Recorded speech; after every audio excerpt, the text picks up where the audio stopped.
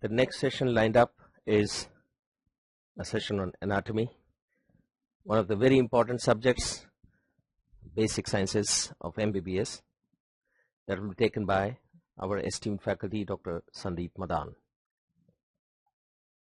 DVT is cruising well, and as the things are unfurling, I'm sure everybody of you are benefited by these sessions.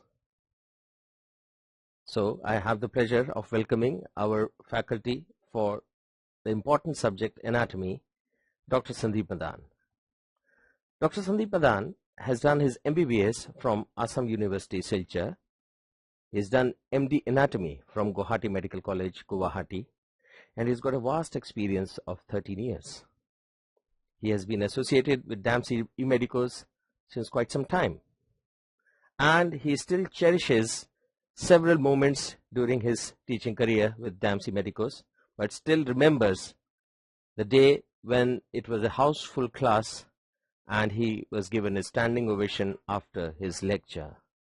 Well, that's so nice and that's so wonderful to know. With that, I welcome Dr. Sandeep Madan, who would be taking the session on anatomy. Over to you, sir. So, namaskar, very good afternoon. Kenekwa, kemon achen? Vanakkam, sugomano, bhagunnara, hege dhira, kasais. All right, and Punjab kidda? Chalo, very good morning, very good afternoon everyone, and we are going to start our session now. I welcome all of you to the anatomy session, and let us now begin. So brace yourself, anatomy is coming, just like winter is coming, okay, but this is very, very important. You remember similar type of scenario, something coming to your mind, right? When you ask the homework, but the friend says, I'm preparing for the exam. Now the thought comes to our mind, what exam? Right? And this is the usual anatomy exam.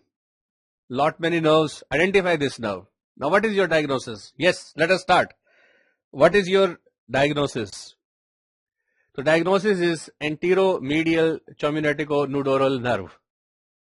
Alright. So that was fun, dear friends. Now let us start. Let us study seriously. Okay. So from here on, you have got the pictures in the workbook, and from here on we are going to take the anatomy on a serious note. So this is the topic, foramen of skull, dear friends. Let us now start, because foramen of skull, as you have observed like lot many times, the question has been asked from here. Let me little bit zoom in this part and let me ask you guys, yes, tell me what is this foramen? This is the lesser wing above and the greater wing below. Between we have the superior orbital fissure. And after that, we have three foramen in line. 1, 2, 3. This is foramen rotundum, foramen ovale, and foramen spinosum. Remember that? Yes. Now, if you can tell me who will pass from this foramen? Superior orbital fissure. Who will pass from the superior orbital fissure? From the superior orbital fissure, we have the third, fourth, and the sixth nerve. Third, fourth, and the sixth nerve. And also V1 fibers, because the sensitive fiber will also be coming. And from here you can see that we have the foramen rotundum for the maxillary nerve, foramen ovale, mandibular nerve, foramen spinosum, nervus spinosum, right? And if I add over here,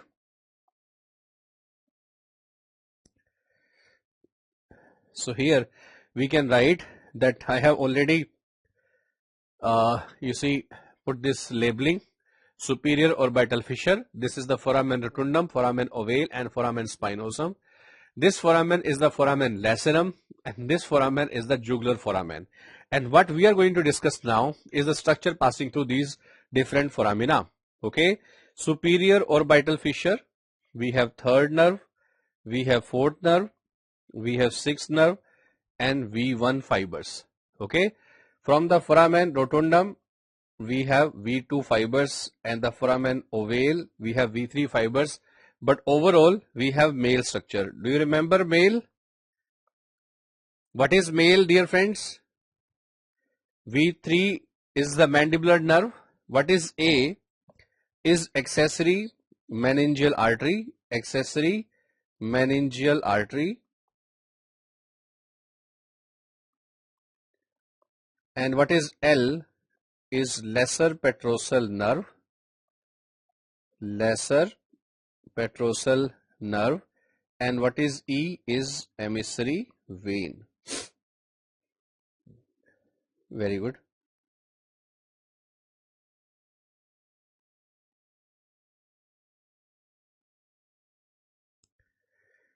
And foramen spinosum, we have men structure, MEN,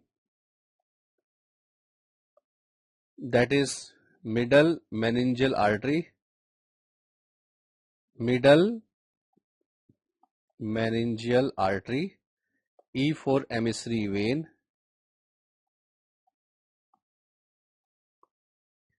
and N for nervus spinosum.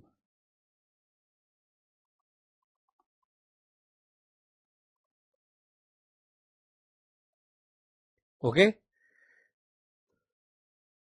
Now foramen lacerum and foramen jugular foramen. Which foramen will be contributed by the three bones?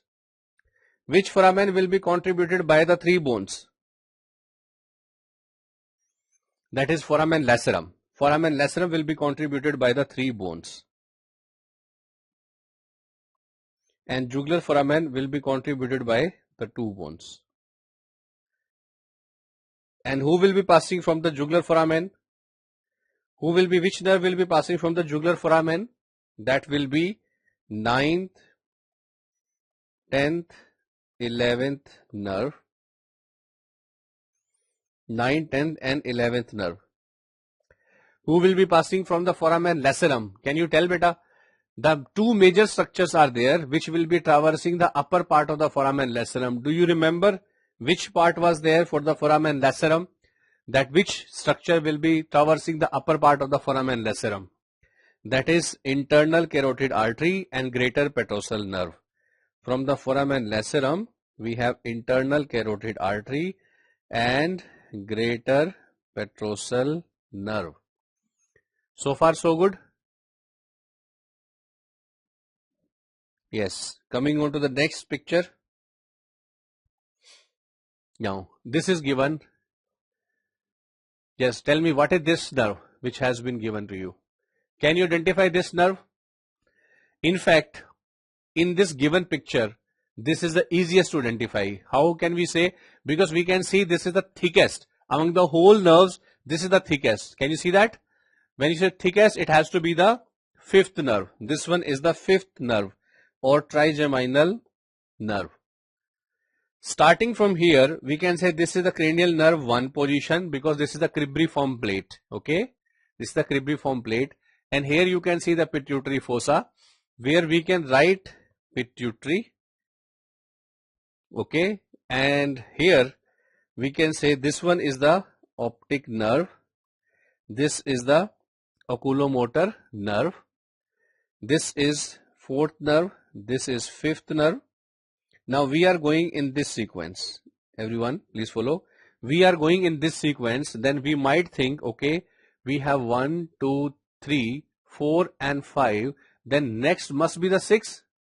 But this is not 6. This is 7th. This is 7 and this is 8. Where is the 6 gone? 6 is here. It is going in frontal direction. Why? Because it will be piercing the dura.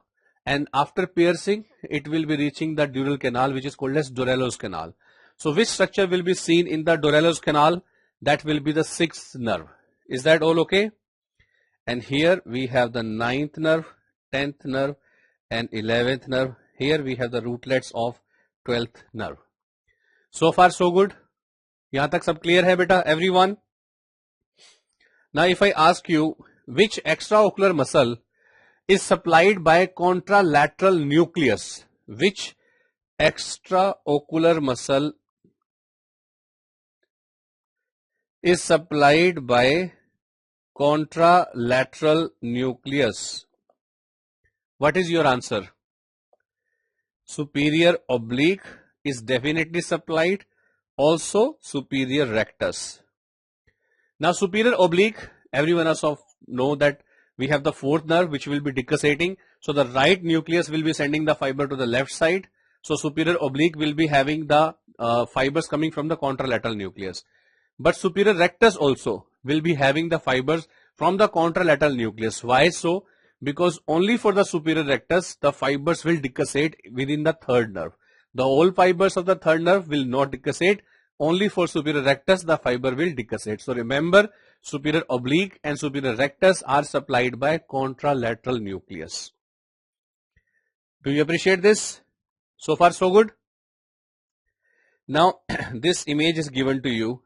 Can you identify this part with me? This is the seventh nerve coming. Seventh nerve is making a bend. Bend is called as what? Bend is called as genu. Anywhere, right? We have the bend of the corpus callosum, we say genu. Okay. Internal capsule bend, we say genu.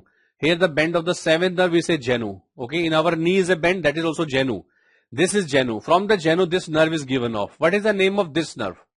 What is the name of this nerve? This nerve is superficial to the petrous bone. But this nerve is deep to the petrous bone. Can you see that?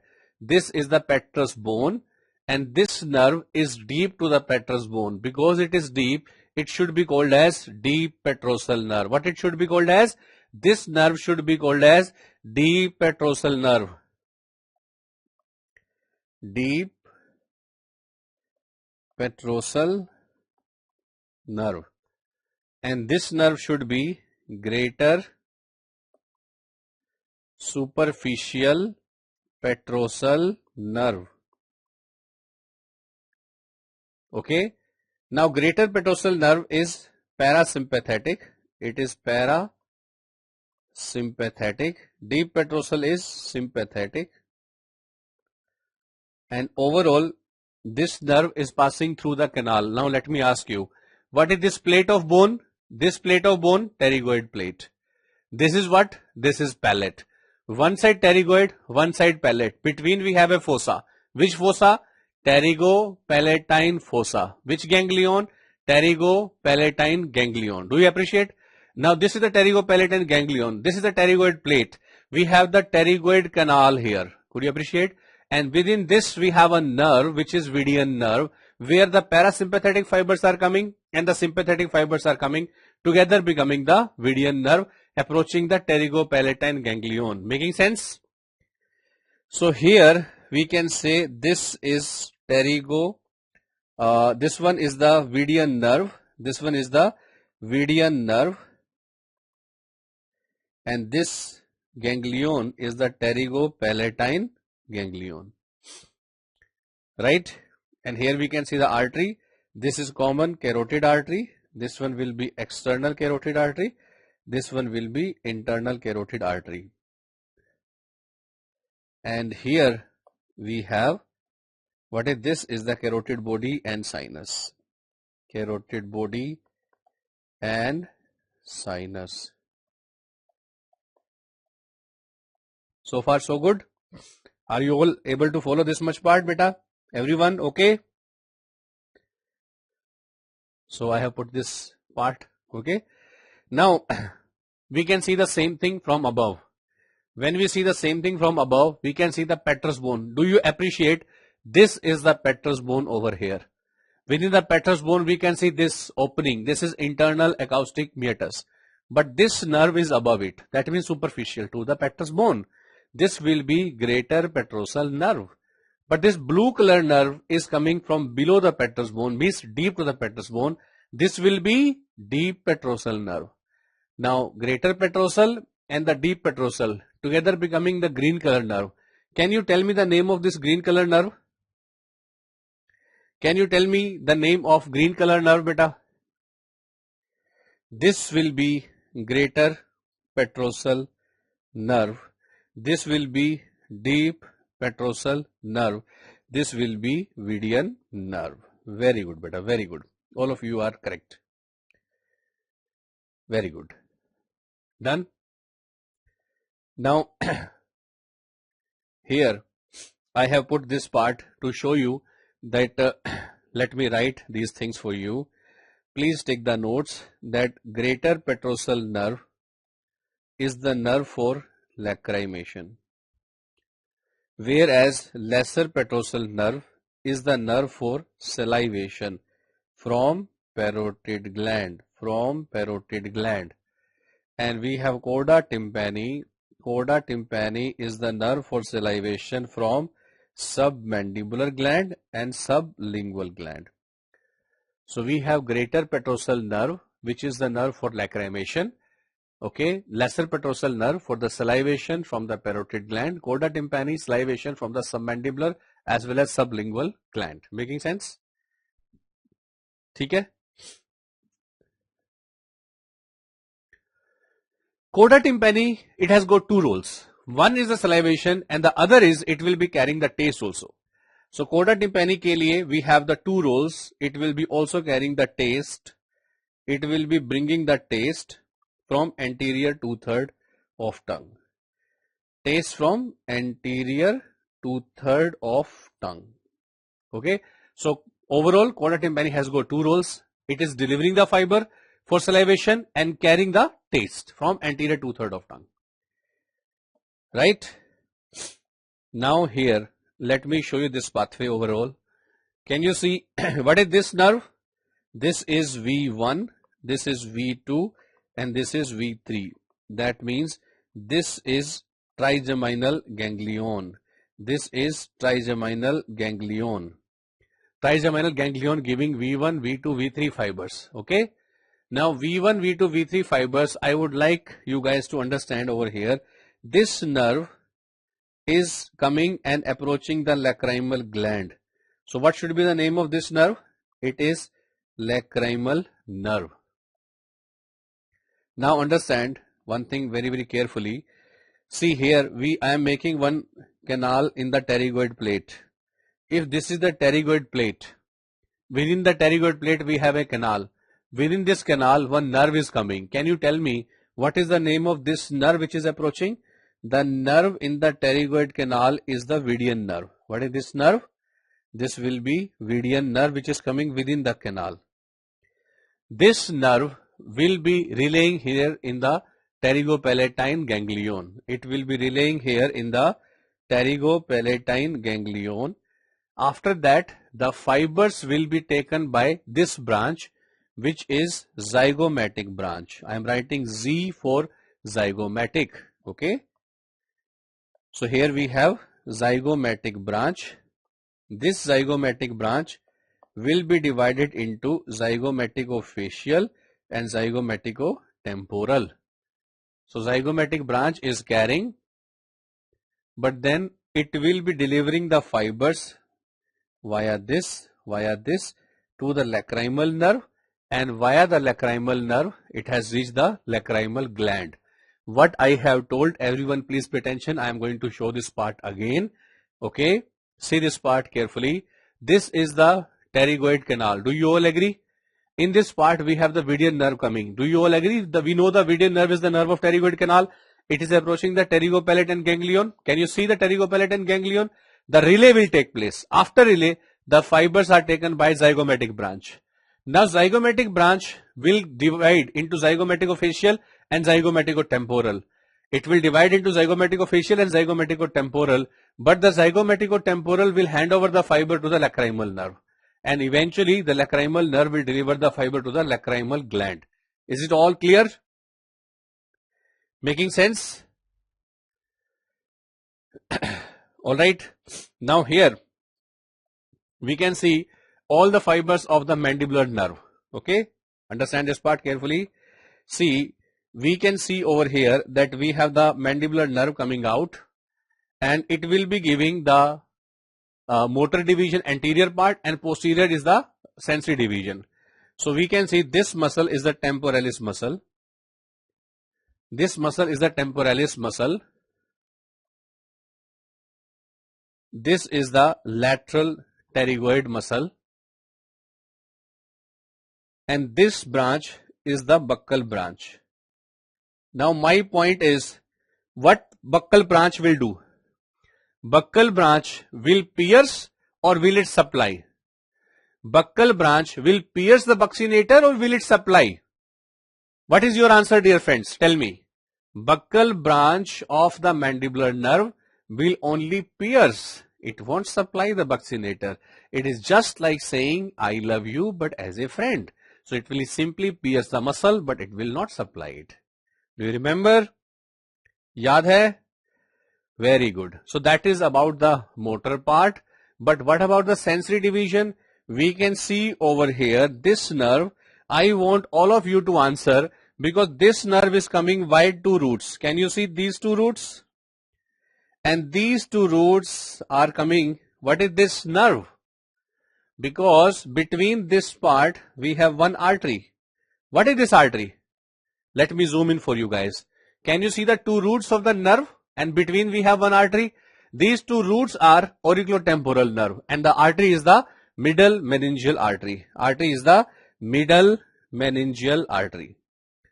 Artery is middle meningeal artery and the nerve is auriculotemporal nerve.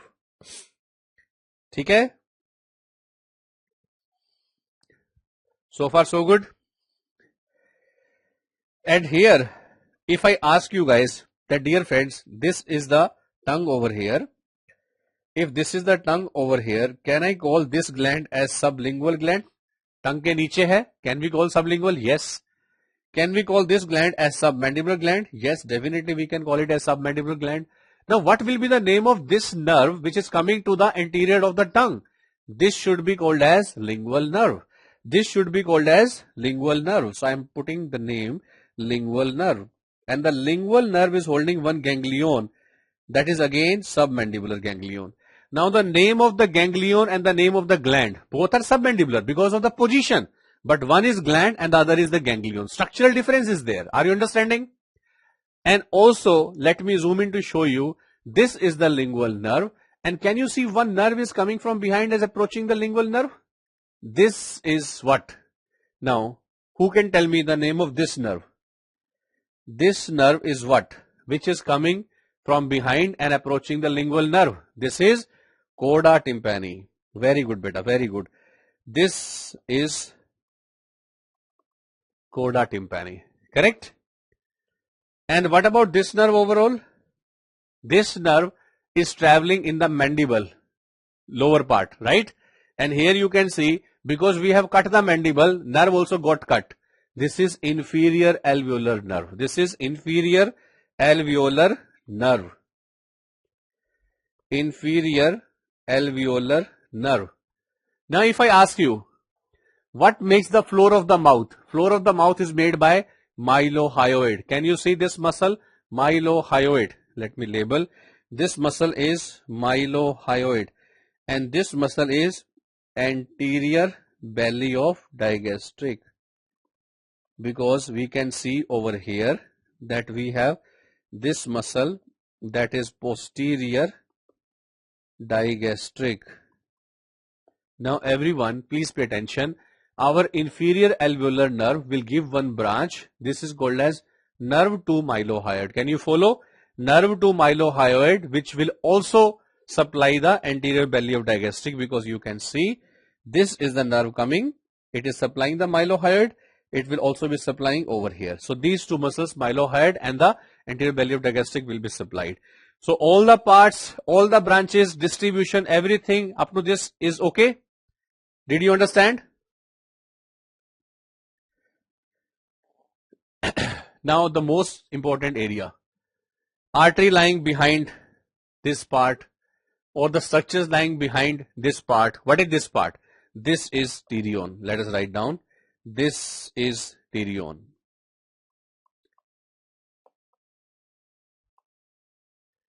Deep to the pterion is anterior division of middle meningeal artery. Anterior division of middle meningeal artery, which is the most common cause of extradural hemorrhage. Okay. But deep to the pterion, if they ask which bony landmark is there, then answer will be lesser wing of sphenoid. Please remember this also. Lesser wing of sphenoid. And the stem of lateral sulcus.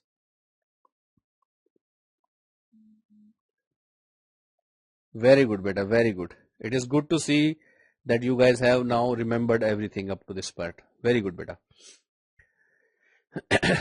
All right.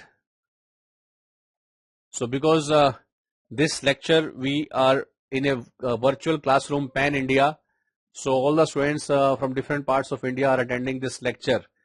Down south in Kerala, Manislayo, Chennai, Tamil Nadu, Purinjida, Kannada, Artha Aguta, and Telugu people, Ardham Ainda, अंदर की अर्धम आइंदा, महाराष्ट्र समझ लगा है, गुजरात समझाई गई, उड़ीसा बुझे हला, बंगाल बुझे शेन, असम बुझी पैसा, बिहार समझ आवत नहीं, बुझी तानो, right? And पंजाब हाँ काके लगी समझ, राजस्थान ठा पड़ेगी के, एंड दिल्ली एंड हरियाणा आलो बेरा पाट गया भाई, किस सिक लाग रही से class,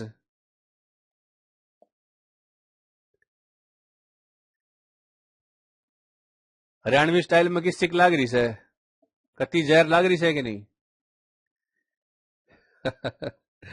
All right, chalo. So now we'll continue from here. What we are looking at right now is the dural venous sinus. Dural venous sinus. How can we say? Let me explain this part overall. So here we can see the skull is there, and here we have these two parts, right? Let me explain this way. We have the cerebrum. These are the cerebrum. Cerebrum is having one layer which is immediately attached to it. That is the pia mater. Then we have the arachnoid matter. Then we have the dura mater. Particularly dura mater is having the two layers. Let me trace them for you. This is one layer which is going along with the bone. And this is the another layer which is dipping down. Do you appreciate? So the layer which is along the bone is going continuous, but the layer which is along the brain is dipping down.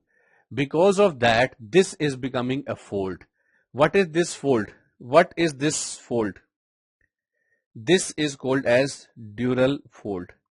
This is called as dural fold.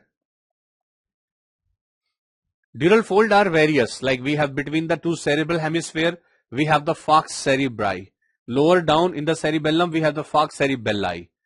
Above cerebrum and the below cerebellum, we have tentorium cerebelli. Okay, so we have the sagittal plane falx cerebri, lower down falx cerebelli, tentorium cerebelli in the transverse plane. So these are all the dural folds. But when there is a gap between these two layers, between this layer of the dura and this layer of the dura, we have some gap. In the gap, the vein is dilated. That dilated vein is called as dural venous sinus. That dilated vein is called as dural venous sinus. So far so good. Are you able to follow? So are you clear up to this dural fold and the dural venous sinus? What is the meaning? Clear? Now let me show you here that in the sagittal plane, all the blood will be collected by the confluence of sinus. This is the confluence of sinus.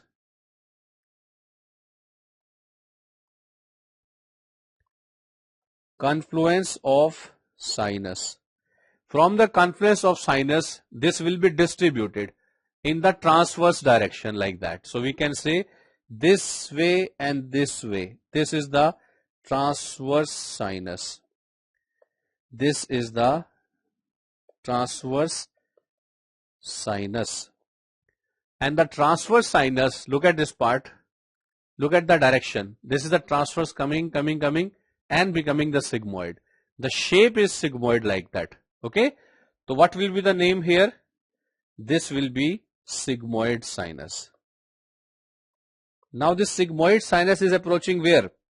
The sigmoid sinus is approaching where? It is approaching the jugular foramen. Which part of jugular foramen? This is where you can say we have the jugular foramen, and we have the three parts of jugular foramen. Here we can say we have the sigmoidal sinus coming from behind. This sigmoidal sinus will eventually continue as internal jugular vein, and from anterior part over here, this will be inferior petrosal sinus coming.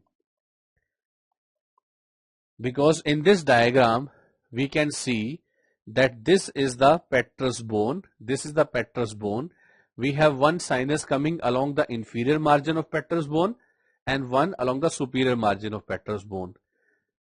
If you follow the inferior margin of petrous bone, this is coming and approaching the anterior part of jugular foramen. What is the name of the foramen? Inferior petrosal sinus. And where is the superior petrosal sinus going? It is going to meet with the transverse sinus over here. Okay, it is meeting with the transverse sinus over here. So let me show you the diagram again. This is the diagram. Now you can see from the posterior part of jugular foramen, sigmoid sinus will come and it will continue as the jugular vein, whereas inferior petrosal sinus will exit from the anterior part of same jugular foramen and it will go and join with the internal jugular vein. So far so good? Yes? And here let me add this part, that when you look at the, this is superior sagittal sinus, this is inferior sagittal sinus, and this one is the straight sinus. Now everyone please pay attention. These two veins are internal cerebral vein. We have two internal cerebral vein, left and right. When the two internal cerebral vein will become united, left and right two internal cerebral vein will become united, what are they going to make? What is the name of this vein? What is the name of this vein over here? This is vein of Galen. This is vein of Galen. Now please pay attention everyone. We have one sinus coming this way, that is inferior sagittal sinus is coming. One vein of Galen coming this way like this. This will come and this will come. They will unite. When they unite, then the straight sinus is formed. So the union of vein of Galen and the inferior sagittal sinus will make the straight sinus. Okay. So this is the straight sinus. From above, superior sagittal sinus is coming, and from below we have the occipital sinus coming. From below we have the occipital sinus coming, and overall they all are united at the level of confluence of sinus.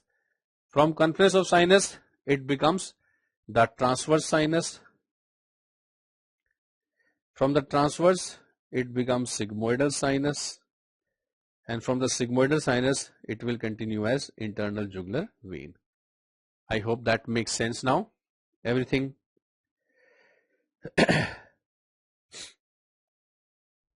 okay? No, that is the terminology, beta. That is the terminology. We have to follow that way. Alright, what is this nerve? What is this nerve? Coming from the posterior triangle and approaching the lower part of pinna. This is great auricular nerve.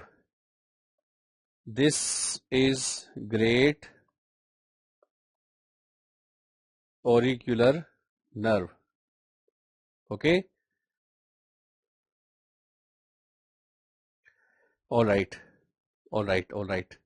Now we will do one small exercise. We will make this V. Okay. We have done this during our class also, but we will revise again. So hold the pinna from below.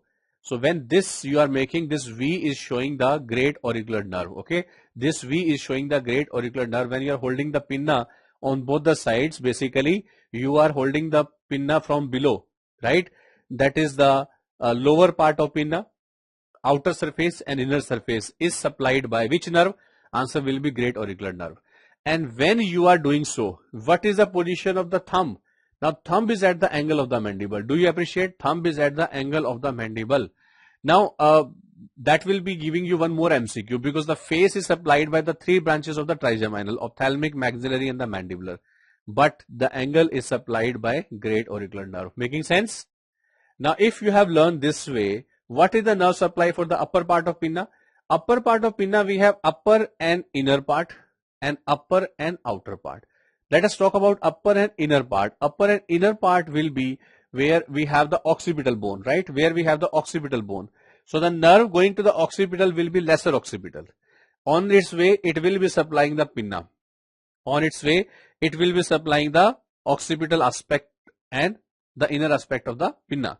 Now upper and outer part of the pinna, can you tell which gland is here? That is the parotid gland. And regarding this parotid gland, which nerve should be there? Auriculotemporal. So who is the nerve supply for the upper and outer aspect of the pinna? That is auriculotemporal nerve. Auriculotemporal nerve. Okay. So if I revise this part, we can revise it together. We can revise this part together. Lower part of pinna, outer and inner surface, supplied by, tell me the answer. Lower part of pinna, both the surfaces, great auricular nerve. Great auricular nerve, which is also supplying the angle of the mandible. Okay. Now upper and inner part of the pinna, that means towards the occipital, that will be lesser occipital. And upper and outer part of the pinna, that will be auriculotemporal nerve. Okay. Is it all done? Did you understand? समझ आ गया यहाँ तक? कोई problem नहीं? ठीक है. One point that we can add, that concha region on both the surface is supplied by auricular branch of vagus, or which is also called as Arnold's nerve or Alderman's nerve. Making sense? Now this question is usually asked, that the patient coming to us with some lymph node enlargement, and when we were taking the biopsy, by mistake the nerve is cut. Which nerve is cut? Spinal accessory nerve. If the nerve is cut over here,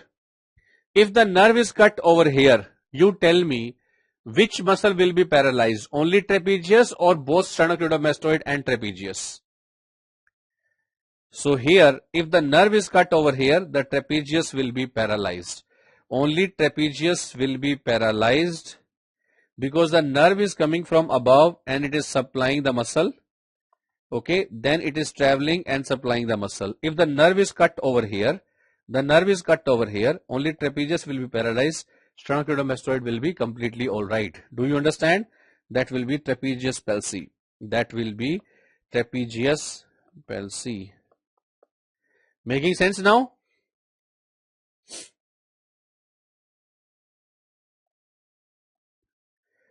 Yes. Now here, what you can see, what is this markings? Can you identify, beta?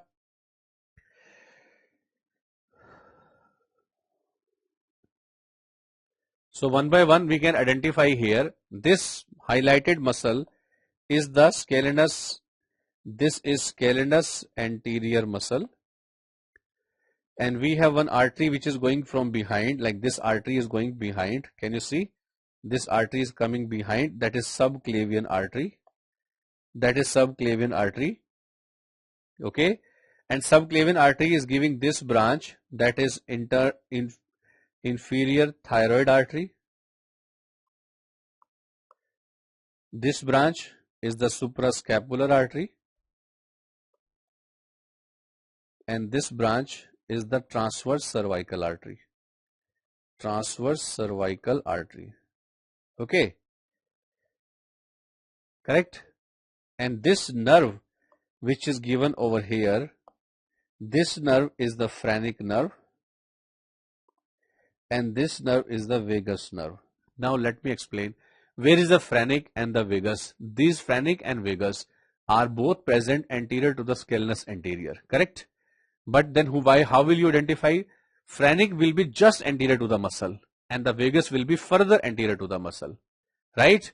Now if this is vagus, can you identify the next nerve? Next nerve you have to identify, The next nerve is a branch, okay, of this is the vagus, no? We have identified this is vagus nerve. So next nerve is a branch coming upward between the trachea, we can see trachea, behind we have esophagus. So in between the tracheo-esophageal groove, this nerve is coming like that. And this nerve is a branch of vagus nerve. What should be the name of this nerve? Yes. What is your answer? क्या answer होगा? Recurrent laryngeal nerve. Very good. Recurrent laryngeal nerve. Very good, beta.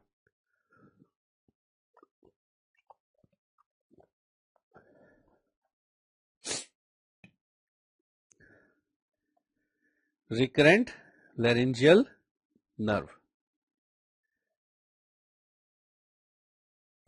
Now these three branches of the artery, transcervical, suprascapular and inferior thyroid artery, these three are coming from one common trunk. What is the name of the trunk? What is the name of the trunk?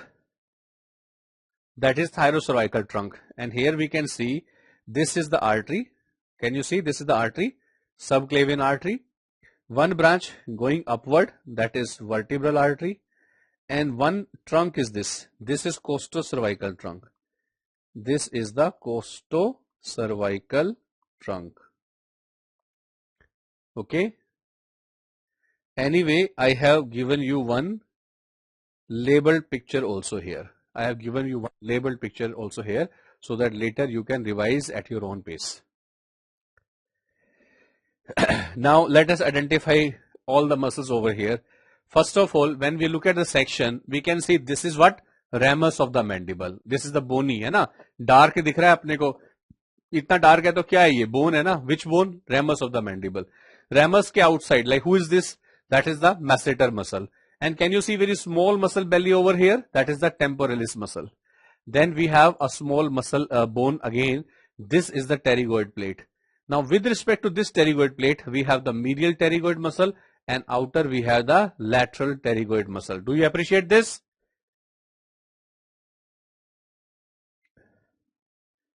So this is what? This is the masseter. This is temporalis. This is lateral pterygoid. And this muscle is medial pterygoid. Okay. So let us revise together. What is this? Can you see the bony landmark? I have written here so that it becomes easy for you to understand. ये क्या है? Bone है. Ramus of the mandible. Ramus के बाहर कौन है? Masseter. And we have a small muscle belly over here. That is the temporalis. Okay. And here we can appreciate one small pterygoid plate. Darker plate is available. That is the pterygoid plate. Pterygoid plate के lateral में कौन है? Lateral pterygoid. Medial में कौन है? Medial pterygoid. Making sense now? Making sense? Now among these, who has been marked? Lateral pterygoid has been marked. And what we need to know? We need to know the action of the muscles of mastication. Let us quickly revise. Let us quickly revise. Now who will do the protrusion? Who will do the protrusion? Yes, dear friends, can you tell? P for protrusion, P for pterygoids. Protrusion के लिए we will remember P for protrusion, P for pterygoids. So pterygoids will do the protrusion. Who will do the retrusion? Retrusion के लिए temporalis and in bracket we can write deep masseter. Why so? Because as per Gray's anatomy, temporalis is the only muscle for retrusion. Deep fibers of the masseter help. Okay. Then we have elevation. That is done by MTMP. And depression. Depression will be done by lateral pterygoid muscle. Lateral pterygoid muscle. Okay. Clear now? So depression, if they ask, now this point is important. If they ask depression is done by which muscle of mastication, answer will be lateral pterygoid.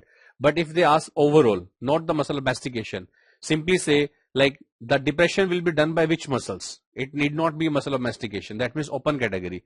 In that case, we will remember this mnemonic, that is lateral myelo genuinely depresses. Lateral myelo genuinely depresses. So we have this lateral से कौन सी muscle? That is lateral pterygoid. Myelo से mylohyoid, genio से geniohyoid, and D for digastric muscle. D for digastric muscle. Okay. MTMP means masseter, temporalis, medial, pterygoid. All are done except for lateral, right? MTMP का M से masseter है, T for temporalis है, MP is medial pterygoid, LP is lateral pterygoid. These are the name of muscle of mastication. We have a group, isn't it? We have a group which is called as muscle of mastication, supplied by the mandibular nerve. Or there we have 4 muscles. Okay. So the question is asked this way, that what is the action of which muscle? So that is what we have taken the gist. Okay. Now, like any muscle can be marked. I have taught here that how to identify what muscle has been labeled and what will be the action of these muscles. Okay. Now everything fine. One last movement is there, which is called as side to side movement.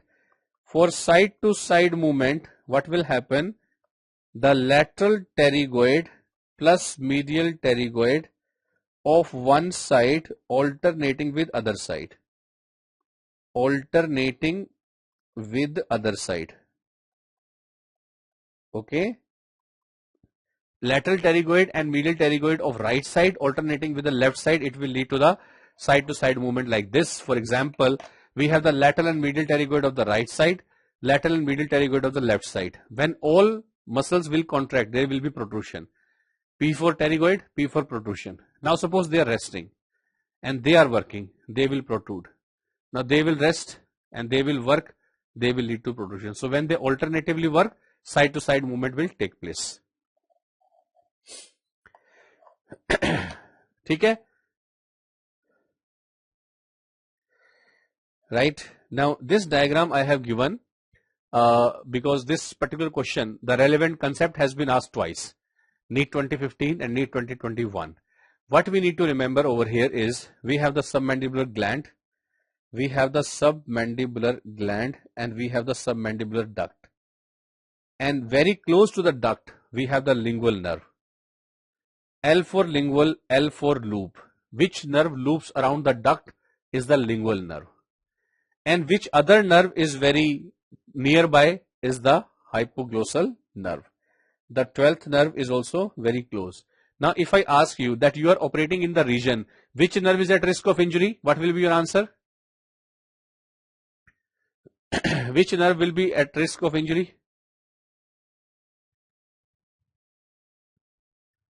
Yes, that will be lingual nerve at highest risk, and hypoglossal nerve is also at kind of at high risk only because they are very close. Okay, so lingual and hypoglossal. And apart from that, whatever nerve they have given, accordingly you have to choose whether the question is saying the nerve getting injured or not getting injured. Okay, as per the language of the question and as per the given other choices, you have to mark the correct answer. Is that all okay? Now this is about the fascia of the neck. We have one layer of the deep cervical fascia which is covering from all around. That is called as investing layer. This is investing layer of fascia. And inside you can see that we have the vertebra and the muscles, prevertebral, paravertebral. Overall we have a compartment where the vertebra as well as muscles are present. So everything, the whole compartment is enclosed by this fascia, and this fascia is called as prevertebral fascia. This is called as prevertebral fascia. Right? And here we have esophagus, here we have trachea, and this is the thyroid gland.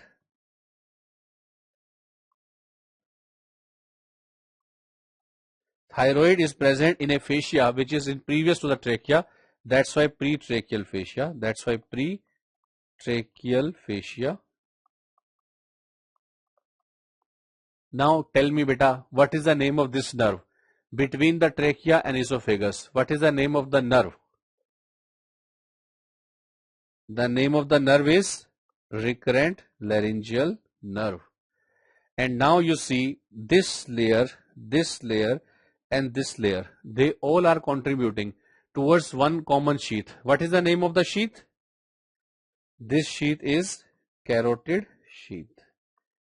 This sheath is carotid sheath. Now, who is plastered anterior to the carotid sheath? Yes, tell me, what is this? Carotid sheath के anterior में कौन plastered होता है? Ansa cervicalis. Ansa cervicalis.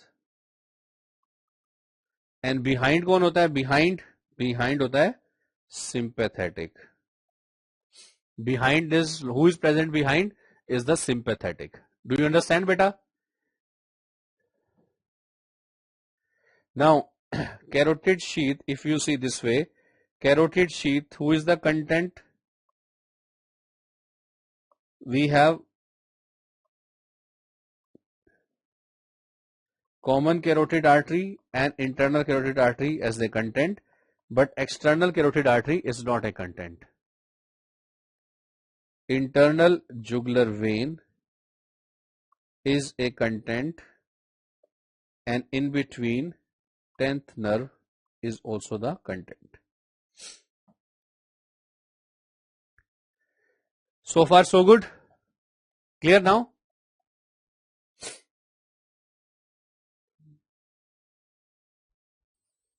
Let us now zoom in. Let us see this part.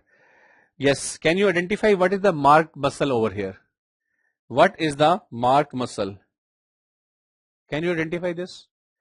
See, let us start. Here, can you see mandible? Can you see over here we have the hyoid bone? Here we have the thyroid. Here we have the sternum. Okay, between these landmarks we have the bones, muscles present, right? Like for example, if I show you from the sternum up to the hyoid, what is the name of this muscle? It should be termed as sternohyoid.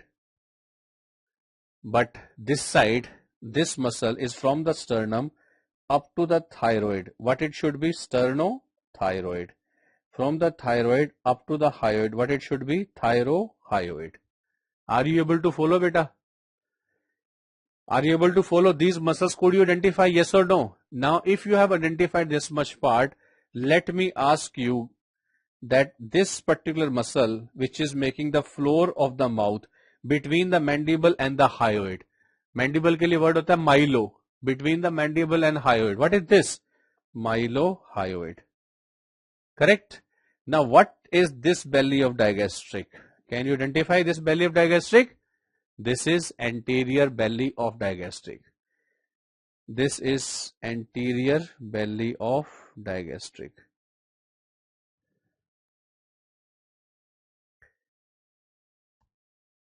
So far so good.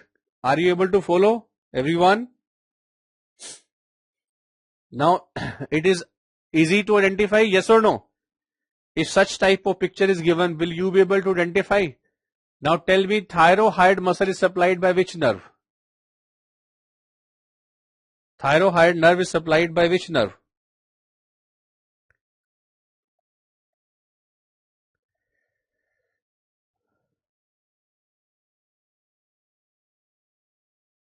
Very good. Thyroid is supplied by, yes, C1 fibers via hypoglossal nerve. Via hypoglossal nerve. Is it all okay? Very good, beta. Very good. I have given one labeled picture also. Okay. This picture is available with you guys so that you can easily pick up later. I have taught you methodology how to proceed. ठीक है? कभी भी कोई picture देखे एकदम से डरना नहीं, अरे यार ये क्या दे दिया, ऐसा नहीं घबराना. Okay? Look at the picture, try to visualize, try to trace what you have understood from there. Now what is this? Can you tell me what is this? This is the articular disc. of TM joint.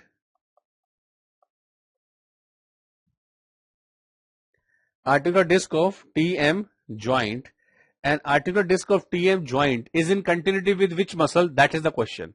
It is in continuity with the lateral pterygoid muscle. Now why it is important? Because lateral pterygoid does the mouth opening, right? And the mouth is open for the yawning also. Sometimes some people do the violent type of yawning, like that, है ना?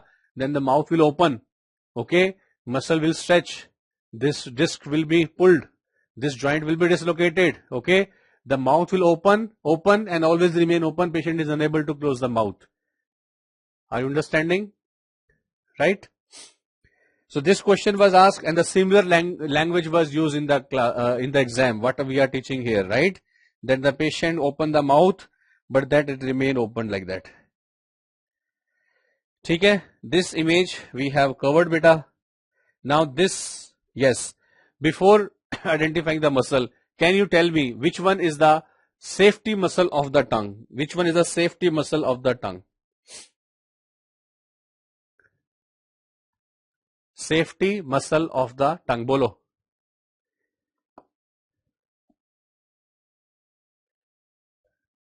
Genioglossus. Very good. Genioglossus. And which one is the safety muscle of the larynx? Which one is the safety muscle of the larynx?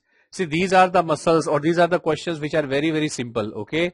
And this should be on the tip of the tongue, okay? As soon as the question is asked, you should be ready with the answer, right? That much practice you have to do. All right, chalo. Now let us identify, and as we all know that this is the mandible, and in the mandible we have the genial tubercle. One genial tubercle will be above, one genial tubercle will be below, correct? And here you can see the tongue. Already you can see the tongue. And here you can see this is the hyoid bone. Can you see the hyoid bone?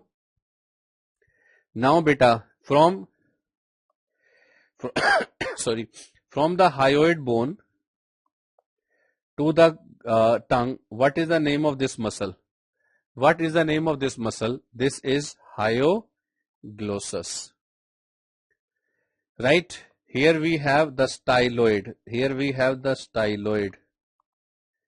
So between the styloid and the tongue, this whole muscle, what is this muscle? That is styloglossus. From the genial tubercle to the tongue, what is this muscle? This muscle will be genioglossus. And one muscle is coming from above. Palate is not shown, but this muscle is the palatoglossus. This muscle will be palatoglossus. Now, if you can tell me what is this muscle between the genial tubercle and the hyoid? What is this muscle over here? What is this muscle? That is geniohyoid. Geniohyoid. Could you understand all the muscles present over here? Now, what will be the action? No need to mug up. Simply palate is above. Palatoglossus will do the elevation. And hyoid is below. Hyoglossus will do the depression. Genioglossus will take it forward. Styloglossus will retract it. Okay, so the muscle for the protrusion will be genioglossus muscle. Right? Very good. Now these parts are done. Just for the recapitulation, let me quickly revise. Notes are already with you. So we have basically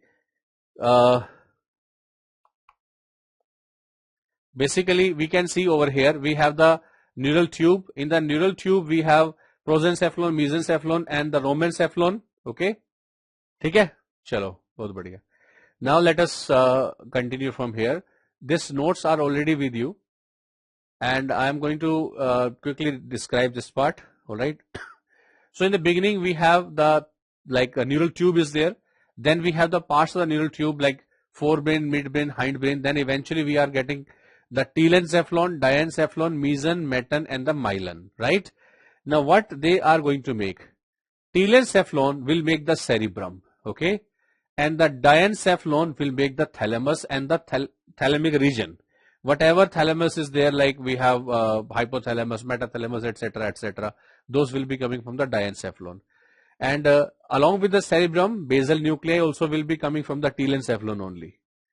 Then we have meson, meton, myelin. There are the three parts. And for the brainstem also we have three parts. Okay. So midbrain, pons and medulla will be coming from meson, meton, myelin. Okay. And here basically if I ask you where is the cerebellum present? Cerebellum is present behind the brainstem. But where exactly? It is exactly behind the pons. So cerebellum is present exactly behind the pons because it is developing from the same part from where the pons has developed, that is from the metencephalon part. Do you appreciate?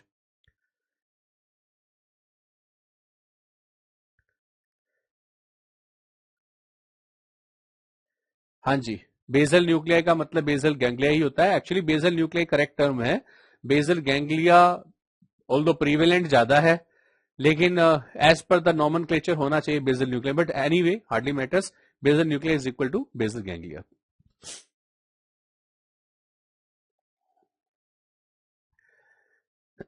Now, dear friends, I know that you have been taught well in the medicine about the Brown-Sequard syndrome, and I also know that you have been taught well about the tracts. Okay, but I will take some very little time of yours, and I describe the tracts in like gist I will give, and with the help of that gist, I know that you will be able to solve such type of question very easily. Okay. Now, let us start with this slide. The ligamentum denticulatum. What is that? Denticulate like teeth. Okay. So denticulatum means teeth. So here we have like this is the teeth you can see. So ligamentum denticulatum का मतलब है the teeth like ligament. Okay. And there we have 21 tooth like processes are there. And the last one will be fork shaped. And the last one will be L1 shaped, L1 vertebra. Last one level is the L1, okay, and it will be fork shaped also. So this is important for us. Why? Because when you are, suppose you are becoming neurosurgeon, okay, and you have cut open the spinal part, right? Now you can see the teeth like ligament. If you have to operate on the motor roots, you will put the scalpel in front of the ligamentum denticulatum because ligamentum is in the lateral position. If you put the scalpel behind, means now you are operating the sensory roots. Are you understanding? So it is kind of an aid for the neurosurgeon. Kind of an aid for the neurosurgeon. Okay, aid for the neurosurgeon.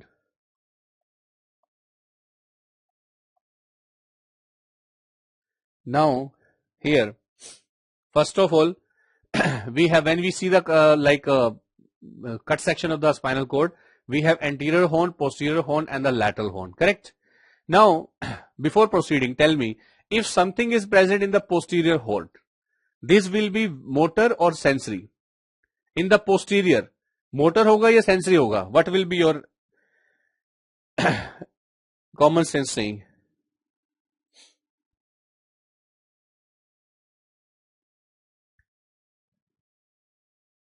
Posterior will be sensory, anterior will be motor. How to remember this? See this. When like normally we say काम करने के लिए आगे बढ़ते हैं, है ना? हमेशा तो ऐसे ही बोलते हैं ना. कोई स्टूडेंट कहता है काम करने के लिए पीछे हटो, काम करने के लिए आगे बढ़ो. Like we always say to do something, move forward. Doing something is motor activity. Moving forward. Forward is anterior, right? So anterior ventral is related with the motor activity.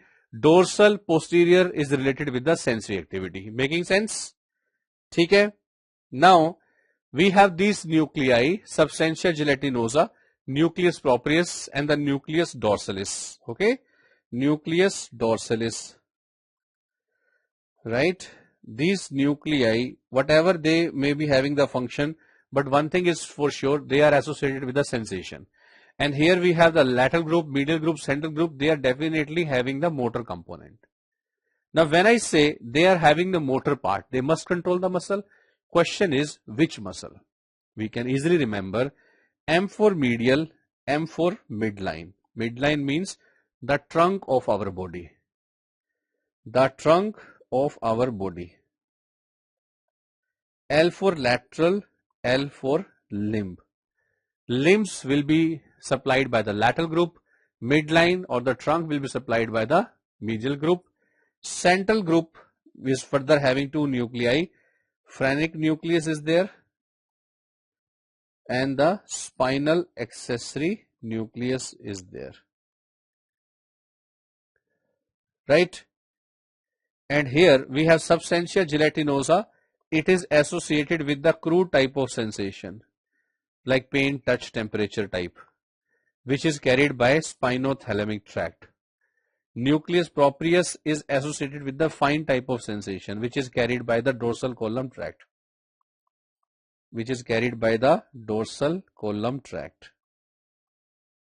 Now regarding these tracts, let me take you guys to this image, and with the help of this image, I will explain something, okay? And you have to understand this part with me. Suppose there is a pain and temperature type of sensation coming, okay? Everyone please pay attention. Pain and temperature type of sensations are coming. Pain, temperature, sensation. When they reach the spinal cord, what will they do? They will decussate or they will move up. We can see first they will decussate. First they will relay and decussate, then move up. Do you understand? So to try to keep it simple, pain and temperature, okay? Crude type of sensation when they enter, okay? They will first cross, then move up. Can we say that? In a similar manner, this is the fine sensation. Fine sensation when they enter the spinal cord, they will first move up, then only they will relay and decussate. Do you appreciate? First move up, then relay and decussate. Now we can say that if you compare both the tracts together, now here you can see this is the fine sensation, this is the crude sensation. Now keep on looking at the diagram and tell me, beta, fine sensation when they enter the spinal cord, will they first relay and decussate or first they move up? Fine sensation will first move up. And the crude sensation when they enter the spinal cord, first they relay and decussate and then move up. Do you understand? This is very, very important point for you to understand. This is very, very important point for you to understand, beta. Sorry. And then we have upper motor neuron and the lower motor neuron concept. Upper motor neuron and the lower motor neuron, you understand this way. Suppose this is a fiber, right? This is the spinal nerve. When we say spinal nerve is coming from the spinal cord and it is going to supply one muscle. Okay. Now the name is spinal nerve, but technical name is LMN. What is the technical name? The technical name is LMN. And this tract which is coming from above up to this much part, it is the corticospinal tract. But the technical name is UMN. Are you understanding, beta? Are you understanding? So when we say LMN, when we say UMN, that is the meaning. LMN meaning is spinal nerves. UMN meaning is corticospinal tract. Now let me give you one very basic. I know these things have been taught in detail as you were saying through segment and all. This is one very basic concept. What will happen? Now suppose there is injury to the upper motor neuron. Suppose upper motor neuron is gone. Okay? Then the lower motor neuron is still working, no?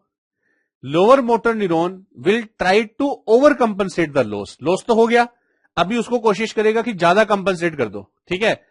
So much so that it will always keep the muscle in a state of contraction. That means in the spasm. Muscle won't get the time for relaxation. So what type of palsy you will see? In case of upper motor neuron lesion,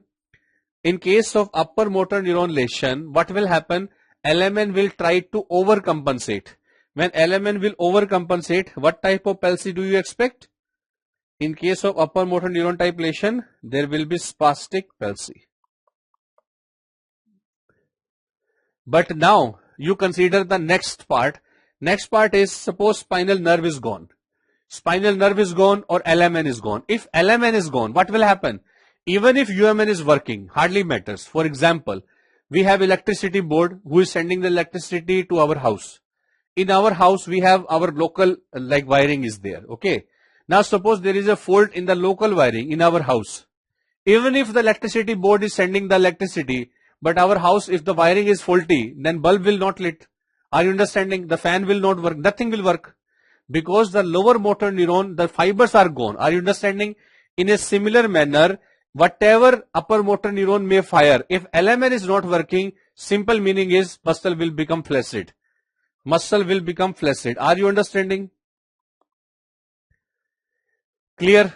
Now what about the deep tendon reflex? Here the deep tendon reflex will be over exaggerated because everything is overfiring, now overcompensating. But in this case, the deep tendon reflex will be absent. Why? Because the nerve is not working. If the nerve is not working, there is no point of the reflex. For the reflex to work, the nerve should be working, no? So now,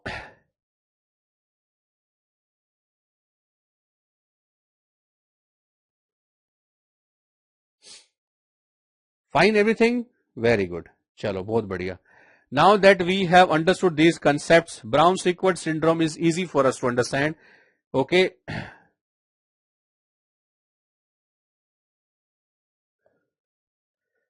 So this is what the spinal cord. This is the midline. Okay. Now here we have, this is what we have taken a section. Now you tell me, dear friends. अभी अपने को रट्टा नहीं लगाना. We don't have to mug up. We have discussed. You will tell me now. I will ask. I will assist you. You will tell. Okay. Now, dear friends, crude sensation. If I say pain and temperature, when it will enter the spinal cord, what will happen to it? Will it decussate or will it move up? We all know pain and temperature first decussate. So it will first decussate and then move up. This side pain and temperature, it will come, it will also decussate and then move up. But this can't go. That means where is the loss? Contralateral. Do you understand? So what is the loss here? Contralateral loss of pain and temperature. This, we are going point by point. This point is clear to you. Please confirm. This point is clear to you. Contralateral loss of pain and temperature. Correct? Now, dear friends, let us catch hold of another tract. Fine sensation. When the fine sensation will come, what will happen to them? They will decussate or move up? They will simply move up. This side fine sensation, they also try to move up. But if they move up, can they cross? No. So where will be the loss? Ipsi. Where will be the loss? Ipsilateral loss of fine sensation. Is that all okay? So that is why we get the contralateral loss of one part, ipsilateral loss of another part. But yes, if you have made this section, the fibers which were coming from above corticospinal tract fibers which were supposed to come from above, they are coming from above, they are also cut. So corticospinal fibers are cut, means UMN is lost. If UMN is lost, then what will happen? If UMN is cut, that means spastic palsy. Spastic palsy where? Above or below? Obviously below. Up to this much part is working now. So below there will be spastic palsy. Ipsilateral spastic palsy. Below the lesion. Below the lesion. ठीक? And ipsilateral flaccid palsy just at the lesion. Okay. Ipsilateral flaccid palsy just at the lesion will be there, because when you are cutting, okay, the यहाँ पे जब आप काटोगे तो spinal cord के साथ साथ nerve भी कट जाएगी ना, like that, right? Suppose this is the spinal cord, okay, and the pen is showing the spinal nerve. When you are cutting this, right, first you will be cutting the spinal nerve, then only you will be approaching the spinal cord, na? right? So just to keep it simple, I will say that spinal nerve will be cut at the lesion. So at the lesion there will be flaccid pulses seen. Okay, so because of the limitation of the time, okay, I have tried my level best to accommodate as much as possible in this area, but I hope this concept is clear, because the neuroanatomy is just like, if concept is clear, then it is easy for us to remember. Otherwise it is not possible to mug up everything, because we can't mug up everything. Okay, so and also I will suggest that if some student find when you are reading for the second time some other concept, if you find any difficulty, you can ask anytime, you can contact me, no problem. Okay, now dear friends, let us now discuss the brainstem. In the brainstem we have midbrain, pons and medulla. Okay, now in this brainstem, midbrain, pons and medulla, basically I will say that okay, we have different nerves present at different levels. Okay, like for example, this is the third nerve coming from the front of the midbrain. This is the fourth nerve coming from the behind the midbrain part. Okay, this is the fifth nerve. Anyway, we know the fifth nerve is the thickest nerve, that is easiest to identify. Okay, and sixth, seventh and eighth are actually present at the pontomedullary junction. The nerves are present at the pontomedullary junction. Okay, and here you have 9th to 12th nerve. Here you have 9th to 12th nerve. So 9th se leke 12th all will be present like that. Okay. Now dear friends, this is the blood supply. I have given the labeling so that you are not confused which vessel is what.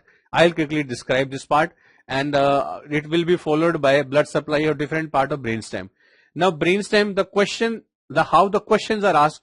Questions are majorly asked from the medicine, from the brainstem particular topic. Like they will ask about the brainstem syndrome. Okay, जैसे they will ask like lateral medullary syndrome, which artery involved, right medial medullary syndrome, like that. Different features they will give like that. Okay, so here you can see we have the two vertebral arteries. Two vertebral artery, let me describe, labeling is already there. Two vertebral arteries will come and they will make the basilar artery. This basilar artery will eventually bifurcate into two PCA.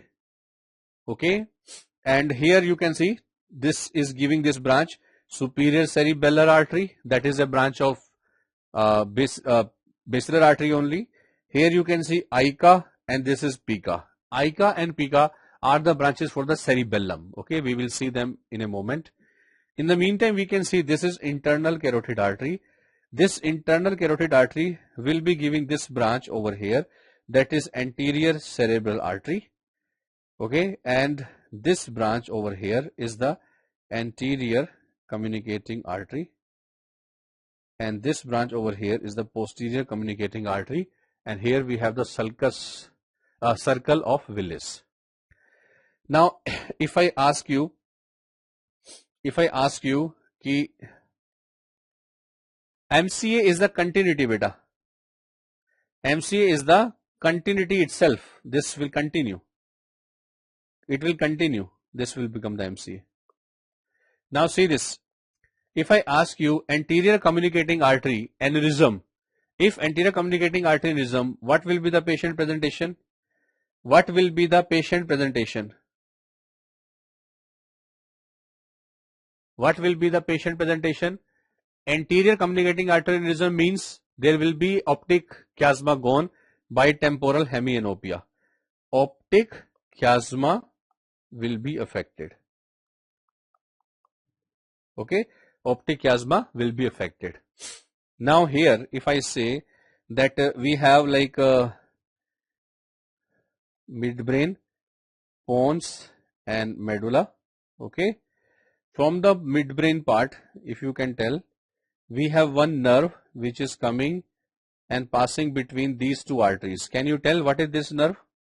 From the midbrain, this nerve is coming and passing between the PCA above, superior cerebellar below. What is the name of this nerve? This is third nerve. This is third nerve. And there is this nerve, fourth nerve, which is going dorsal and then coming ventral and then passing between the same arteries, that is fourth nerve. So third and the fourth nerve, they will pass between the two arteries like that. ठीक है बेटा? Now these are the medulla. These vessels supply the medulla. If you see the lower aspect of circle of Willis, right?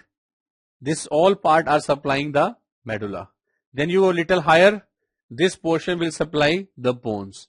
Then you go little more higher, then this portion will supply the midbrain part. Important point is PCA artery is the major supply for the midbrain. It is the major supply for midbrain. All the midbrain syndromes, artery responsible is PCA, and PCA won't supply the pons. Because PCA is a branch of basilar, but above the pons. Okay, so it won't supply the pons. And here you can see we have the pica, that is posterior inferior cerebellar artery. We have the ica, anterior inferior cerebellar artery, and we have the superior cerebellar artery, that is the supply for the cerebellum. Now we are reaching this part, that is the important areas in the midbrain, pons and the medulla.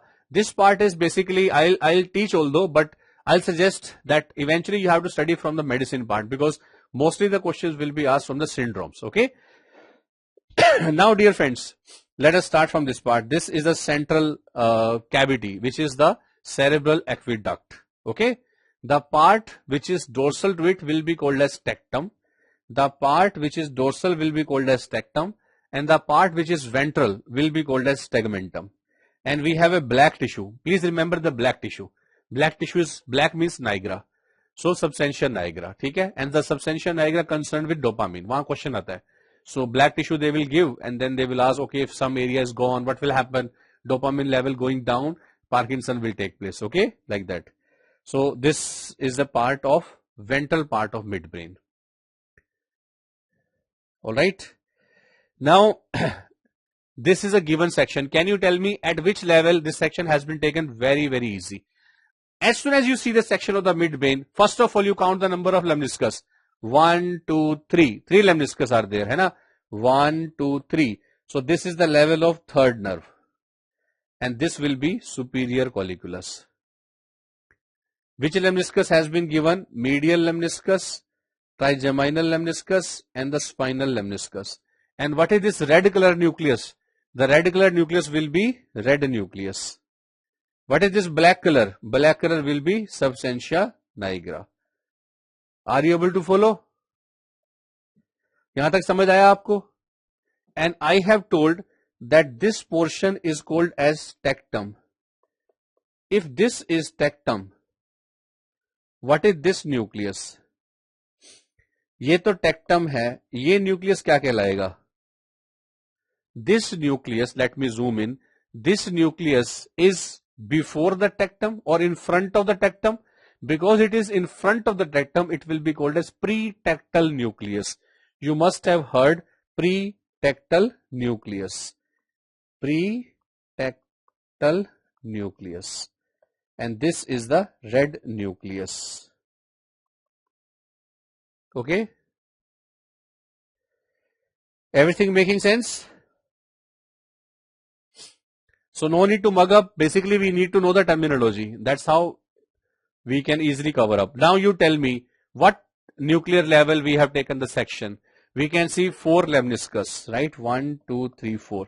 So the fourth nerve level, and here which colliculus? Inferior colliculus.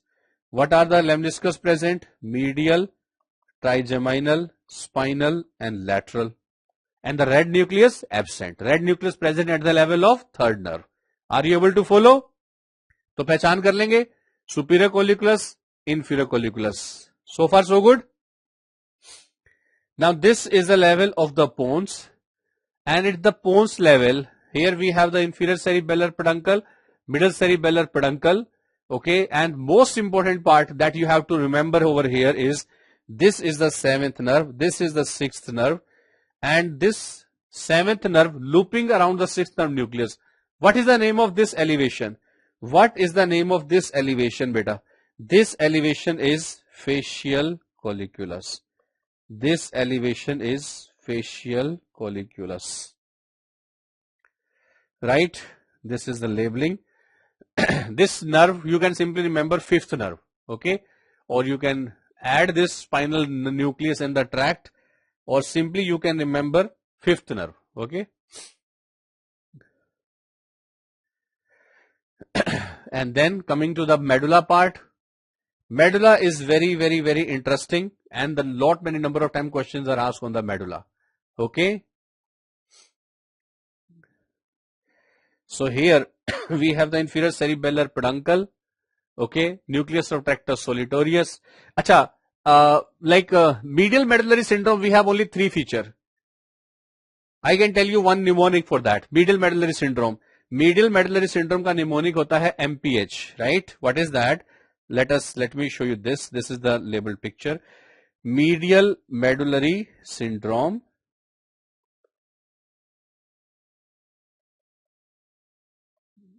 We have MPH, medial lemniscus, pyramidal tract, and hypoglossal nerve. Very good, beta, very good. Now, okay, everyone. ठीक है? So this was little bit, you can say not very much comfortable part, but मजबूरी है, करना पड़ेगा, है ना? Pons level में, what you need to remember is the facial colliculus level majorly, okay? And the peduncles. Now, as we know that we have lateral medullary syndrome and the medial medullary syndrome.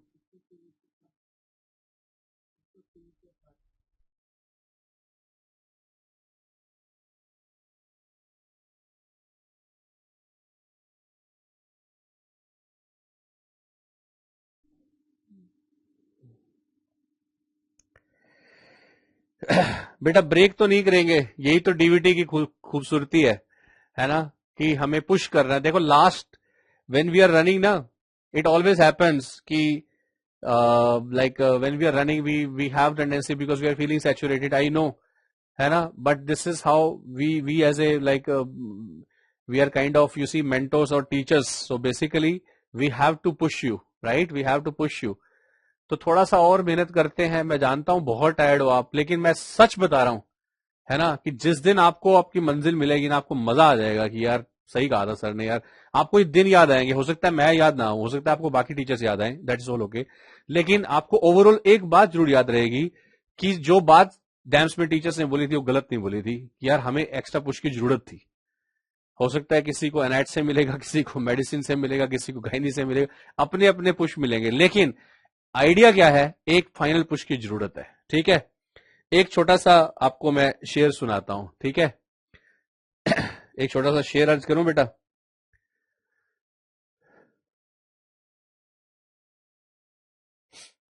हाँ, छोटा सा एक share सुनाते हैं कि रख हौसला, okay, रख हौसला कि वो मंजर भी आएगा, रख हौसला कि वो मंजर भी आएगा, प्यासे के पास चल के समंदर भी आएगा.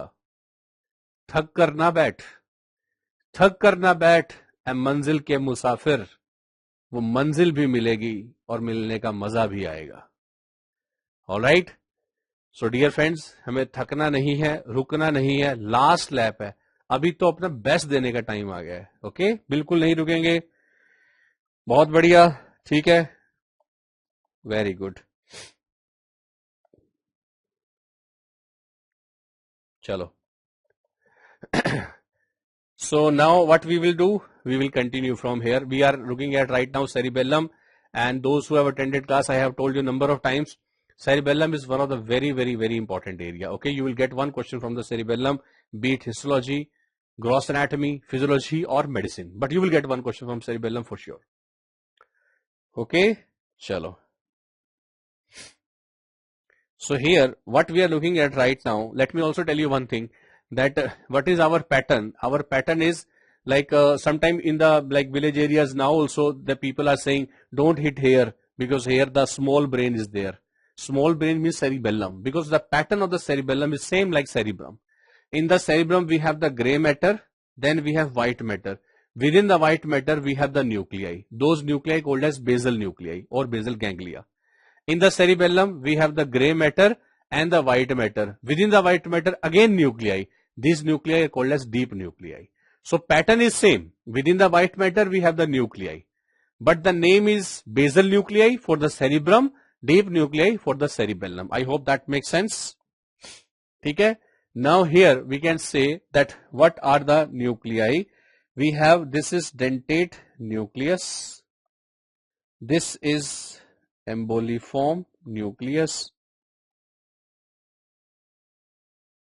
and this is globose nucleus, and this is fastigial nucleus.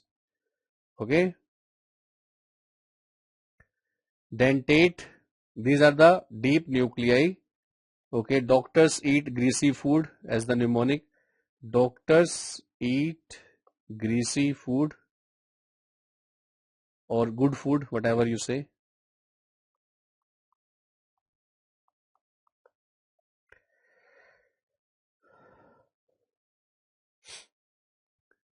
Alright.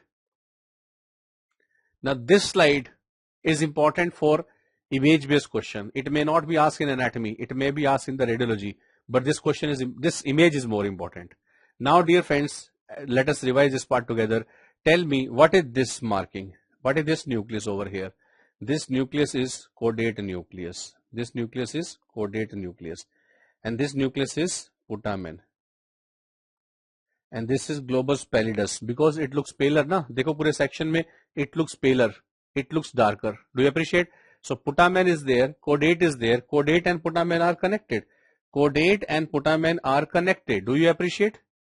Caudate and putamen are connected. What is the importance? Importance is they together behave as a single unit. They behave as a afferent unit. So whether the caudate will receive or putamen will receive, they will become a single unit as a afferent. Then they will send the input to the efferent, that is globus pallidus. Globus pallidus will behave as efferent and it will send to the thalamus level. Do you appreciate now? So this will be the thalamus. This will be the thalamus. And now if you can tell me, dear friends, what is the name of this? What is the name of this particular part? Can you tell?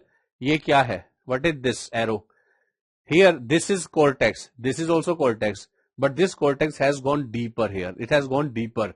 It is just like island. Island is like land only, but it is separated from the main mass. In a similar manner, this is insula. It is cortex only, but it has gone inside. It is insula. Right? And if you can tell, what are these fibers? What are these fibers? This is internal capsule. And if I ask you, afferent for the basal ganglia, what will be the afferent? There are three afferent: corticostriate, thalamostriate, nigrostriate. Sometimes nigrostriate fibers are not working. In this case, there will be dopamine level drop and it will lead to Parkinson. Parkinson, another name is paralysis agitans. Paralysis agitans.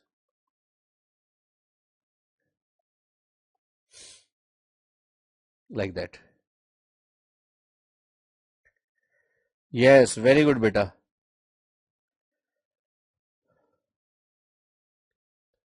ठीक है, आगे बढ़े.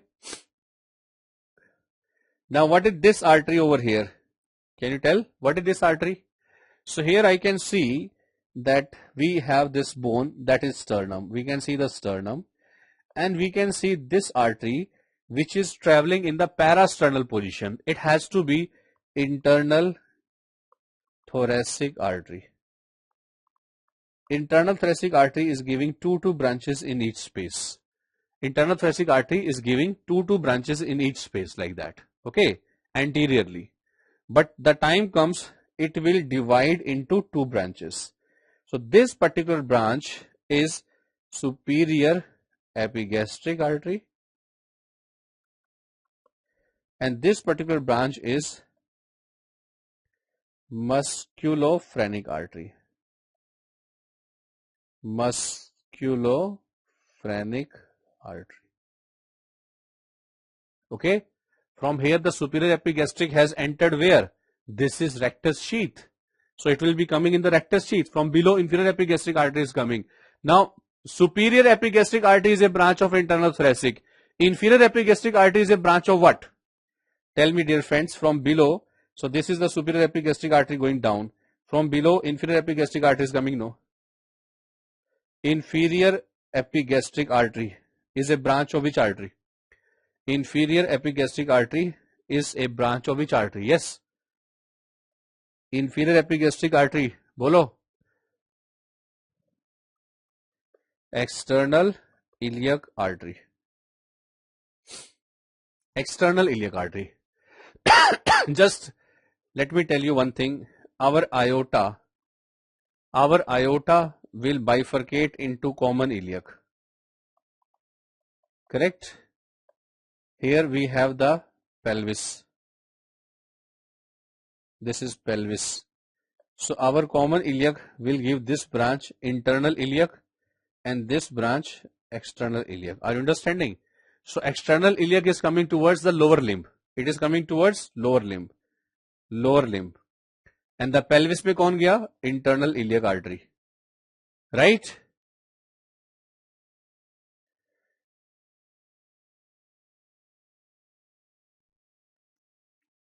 So external iliac artery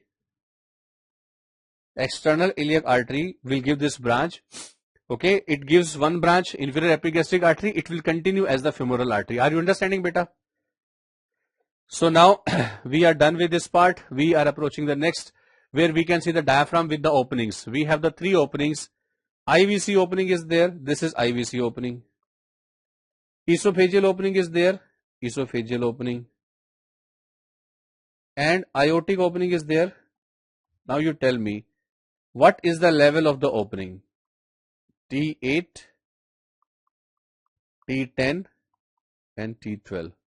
What will happen to the IVC opening during the inspiration? During the inspiration, what will happen to the IVC opening?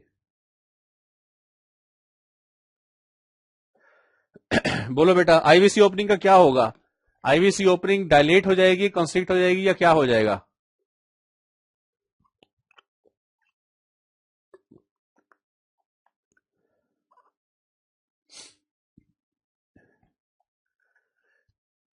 IVC opening will dilate. Very good. IVC opening will dilate. Very good. Because those who know it very well and good, those who don't know it, let me add one little bit concept here. If I ask you, during the inspiration, venous return will increase or decrease? देखो जिनको आता है अच्छी बात है. By chance who don't know, let me tell you. Inspiration IN increases IN. So during the inspiration, venous return increases. Inspiration increases. Now the venous return has to increase. The vein which is carrying the return should dilate or should constrict. Obviously, the return is more. To accommodate more blood, IVC has to dilate. IVC has to dilate. So we can say IVC will dilate. In bracket we will write venous return increases. So venous return increases is our hint, so that we will remember it is going to dilate. Esophagus will become constricted and aorta no change. Aorta no change, aortic opening. Now along with the IVC, what other structure is going to pass? Only right phrenic, not both phrenic. Along with the esophagus, left and right vagus. And along with the aorta, we have aorta structure, aorta. Aorta mein we have aorta, we have thoracic duct, and we have azygous vein.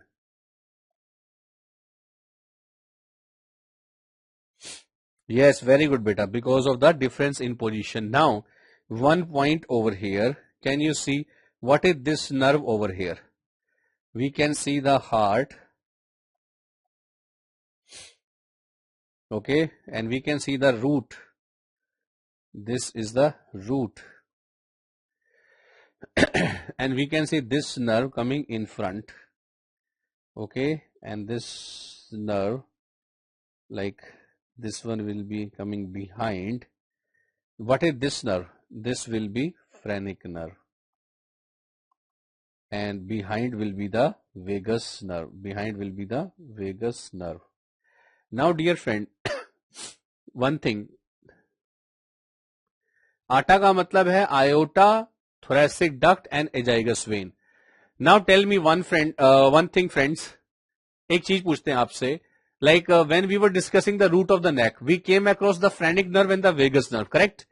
Both were in front of the scalenus anterior. Who was more anterior, vagus or phrenic? Who was more anterior? It was vagus which was more anterior. But at the level of the root of the lung, who is in front of the root of the lung? Phrenic nerve is in front of the root of the lung. Can you see this nerve? That is the phrenic nerve.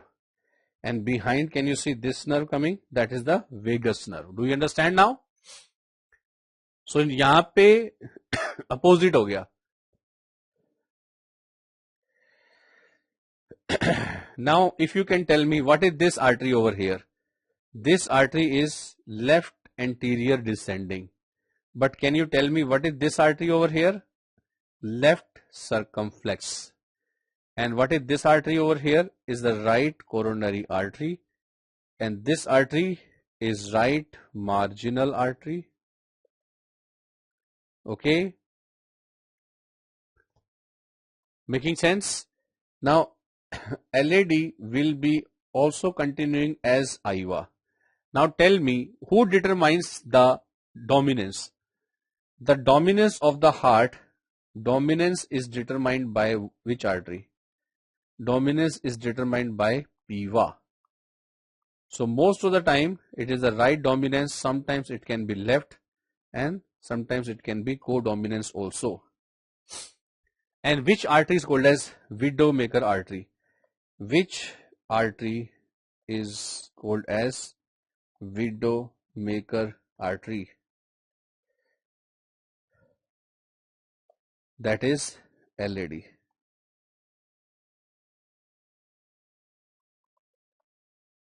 Okay.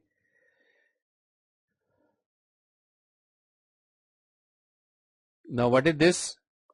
Is the coronary sinus. Coronary sinus.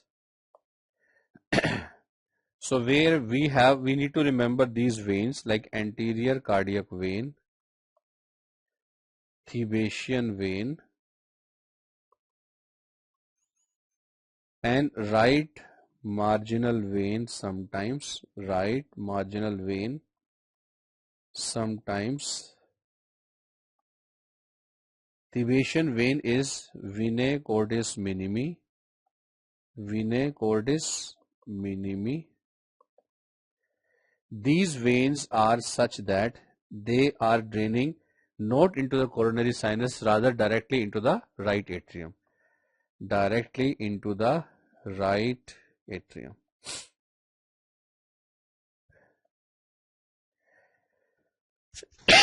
Widowmaker artery, because of the high chances of the MI. Okay, it is the name given to LAD. It is the name given to LAD, beta. PIVA, could you remember PIVA? याद आ गया आपको? हाँ?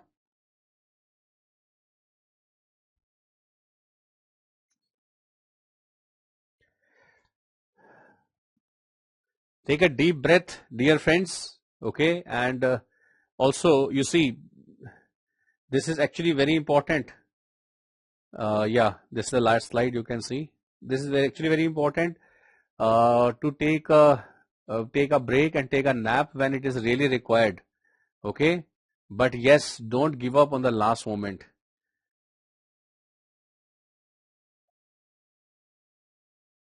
Intubation is also called as vena cordis minimi. Vena cordis minimi.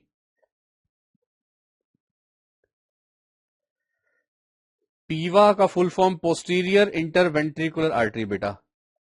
पीवा full form is posterior interventricular artery.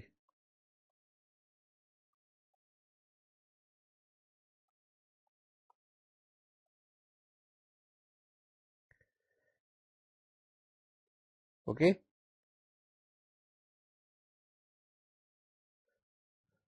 Right. Now what is this? Yes. All right. So break तो आपको Annette के बाद आप 5 मिनट का ले लेना वॉशरूम के लिए, लेकिन अभी तो नहीं. ठीक है यार, मैं भी तो खड़ा हूं आपके साथ. All right. Now you tell me, what is this sinus? Here we have the aorta, like we can see the aorta is in front. Here we have the pulmonary trunk, right? Behind we have the SVC. Behind we have the SVC. So what is this? We have the finger in the transverse sinus. Finger is in transverse sinus. Transverse sinus. That means if as per surgery it is required, we can pass the ligature. Ligature can be passed because we have the natural space available.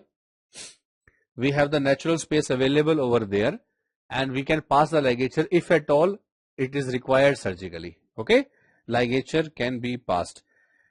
But here what we can see over here, please pay attention. What is this? We can see that we have the aorta. We have the aorta, right? And we have the pulmonary trunk. And if you see, we have this lining over here. These two can be enclosed together in a single opening. Then we have the vein, pulmonary vein. This is pulmonary vein, superior vena cava and inferior vena cava, and they are also enclosed in a single vein like this, single tube like this.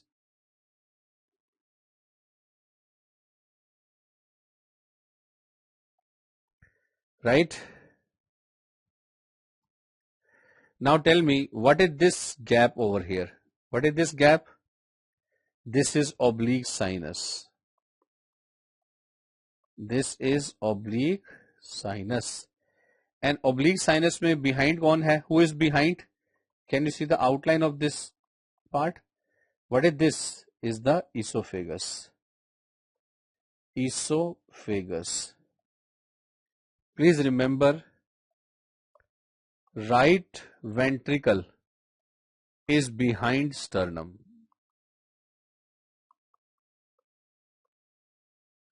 Left atrium is in front of esophagus.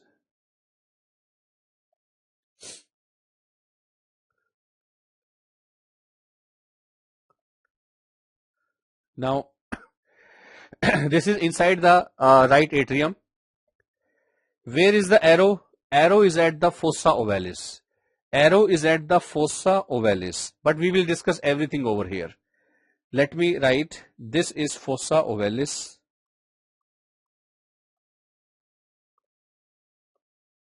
Fossa ovalis. This is limbus fossa ovalis. Limbus fossa ovalis. Okay. Now, here if I ask you, can you see this valve? This is the IVC, and this valve over here. This valve over here is, what is this valve? This is eustachian valve.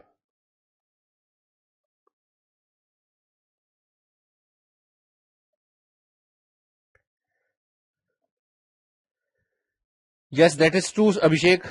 Left atrium will be seen in the first. most anterior chamber will be right ventricle, na beta?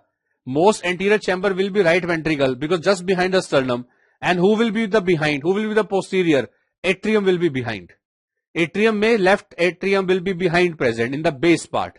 So if you see in a section, right ventricle will be there, then left ventricle will be there. Okay, then we have the atrium behind present. Further behind, we will see the tube that is esophagus. Okay, and what is this part over here is the Thebesian valve.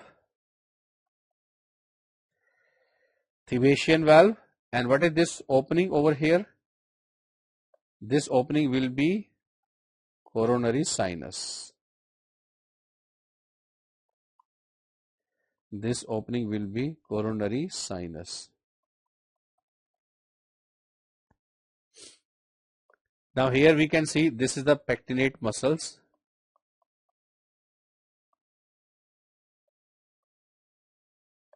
What is this? Is the crista terminalis. Now crista terminalis. In the upper part, who lives? In the upper part of crista terminalis, who is present? SA node. SA node is present. Okay. Now, everyone please pay attention. Let me first explain. What is this? Is the leaflet of the AV valve. Because ये right atrium. This is the right atrium. This will be the right ventricle. What is this? Is the AV valve. This will be the AV valve over here. AV valve में this valve is the septal leaflet. This is the septal leaflet. So we can say this is the septal leaflet of the AV valve. What is this? This is the coronary sinus. And what is this? This is the tendon of Todaro. Can you see that? What is this triangle? Can you tell beta? What is this triangle? This triangle is what? Koch triangle. And who is present in the Koch triangle? AV node is present in the Koch triangle.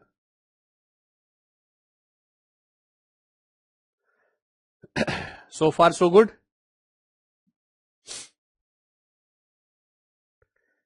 Now if I ask you, fossa ovalis represents what? Fossa ovalis represents foramen ovale.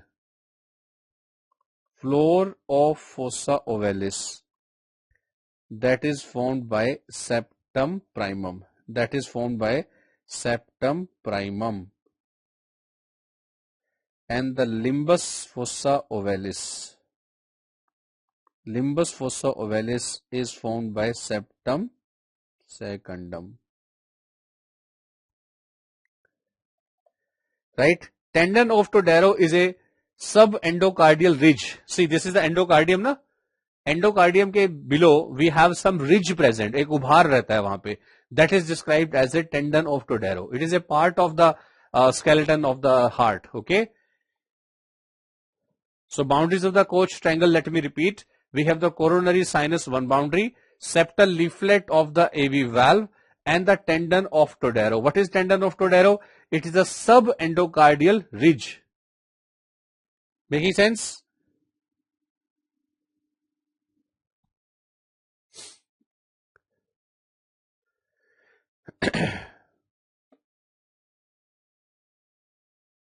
Are we done up to this much part?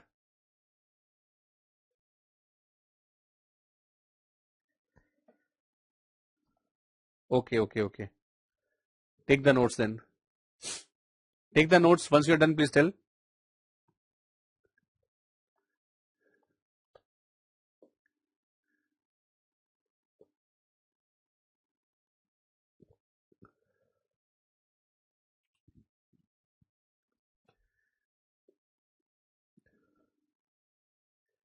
Now done.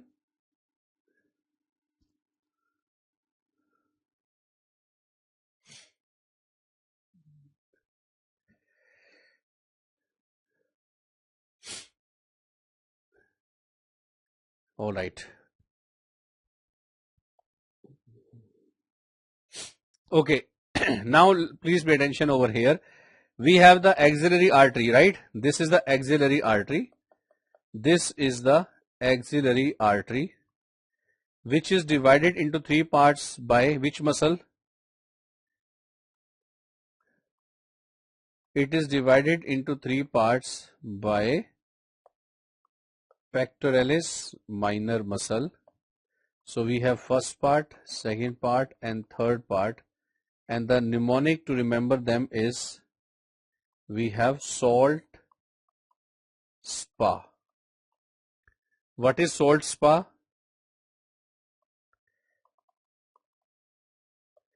S for superior, then we will add T, that becomes superior thoracic. A for acromio, add T, it becomes acromiothoracic. L for lateral, then T, that becomes lateral thoracic. Then we have subscapular,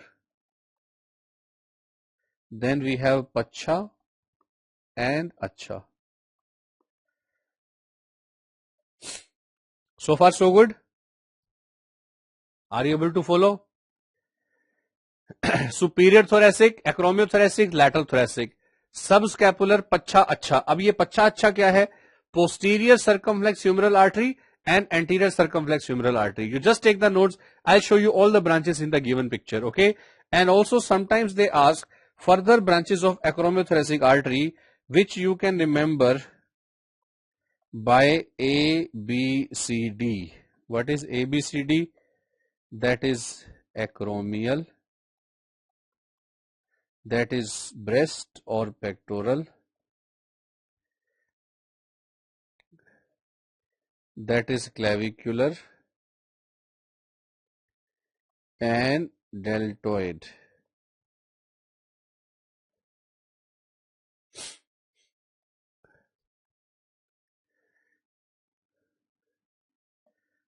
So some students are saying little fast, some are saying is that's all okay. See, as a teacher we are taking care of all the, you see, students who are a little slow learner, who are a little fast learner. I totally understand. Yes, but we have to take everyone together. Is it all okay or should I go quick? Tell me. Everyone please tell the speed optimum. I am trying my level best to keep it optimum, not too fast, not too slow. But yes, if you want, all of you want to go quick, I can quickly finish it off. Just tell me, give me the signal. All okay? So now once and for all, we have settled this debate. Mostly students are saying the speed is okay, perfect. Some are also saying little fast. So that is what, right? We always have a split opinion, but as a democracy, we have to listen to the majority, okay? So don't worry students, we will finish well in time, okay? The idea is we are finishing the syllabus, but also with understanding. It is not without understanding for sake of completion, we are completing it. It's not like that, okay? But yes, we will finish well in time only, no problem. Now this you have understood, superior thoracic, acromiothoracic and all. Let me show you the branches. Everyone please pay attention here. So this is the subclavian artery. Look at this part carefully. This is the first rib. I'm going to mark. This is the first rib. First rib, as soon as it is crossed, it will become the axillary artery. This is the first branch, superior thoracic. This is superior thoracic. Okay. This is the next branch, acromiothoracic. Then this is the next branch. Can you follow? This is the lateral thoracic. Then this branch is there. That is subscapular. Then we have acha. And behind we have pacha. But also dear friends, if I zoom in and show you, everyone please pay attention and tell me, can I say this is the acromiothoracic artery which is giving one branch over here to the acromial process? Can you see this branch? This is acromial branch. And can you see this branch over here? This branch is coming to the pectoral region. So this is the acromial branch. This is the breast branch. Now this is what is the clavicular branch. And this branch over here is the deltoid branch. Are you able to follow this much part? Could you understand? Let me repeat. Acromial branch, pectoral branch. clavicular branch and the deltoid branch. Is it all clear, dear friends? This is the acromial branch to the acromion process. This branch is the pectoral branch. This is for the clavicular branch, and this is for the deltoid branch. Okay. So these are the 4 branches of the acromiothoracic artery. I hope everything makes sense now. Yes. Now, dear friends, this patient has come to you and you have asked him to push against the wall. After pushing, this is shown. What is this? This is winging of scapula. This is winging of scapula. This winging of scapula is because of which nerve involvement? It is because of long thoracic nerve involvement. Long thoracic nerve, root value C567, also called as nerve of Bell. What is the name of the muscle getting affected? Serratus anterior. Serratus anterior is the boxer's muscle. Serratus anterior is also called as the boxer's muscle. And this type of winging which develops after action will be called as winging in action. When you ask to do some action, winging will develop. Correct? This type of winging, when you ask him to do some action, then the winging will develop. But now this patient has come to you. Even without doing anything, winging is already there. Can you see the winging? Can you see the winging over here? So this winging is at rest. Winging at rest means patient coming with the winging without action. That is because of which muscle involvement? Trapezius palsy. So if even after the language of the question, if nothing can be ascertained whether the winging is because of the rest or at the action, then we will take winging because of the serratus anterior muscle. Alright.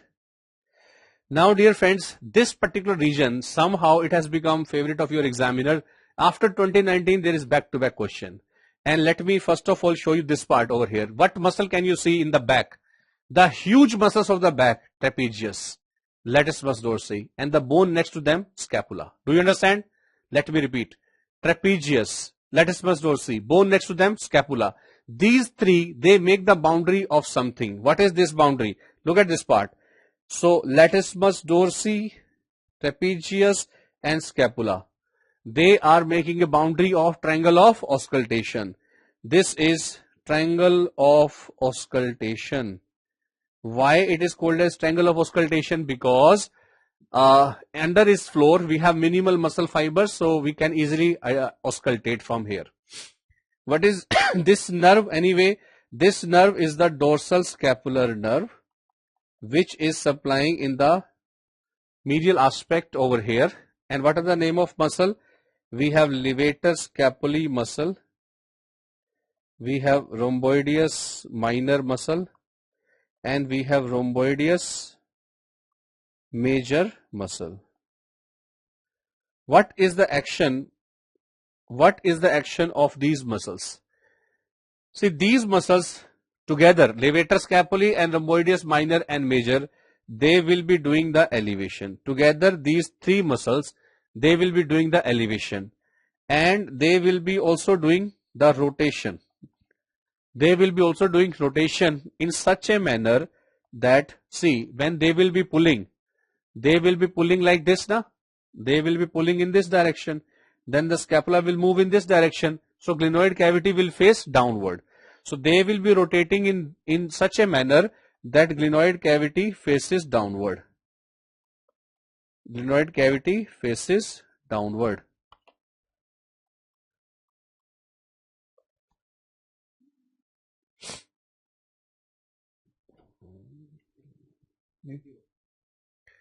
So rotation will be in the downward direction, and also they will be doing the retraction.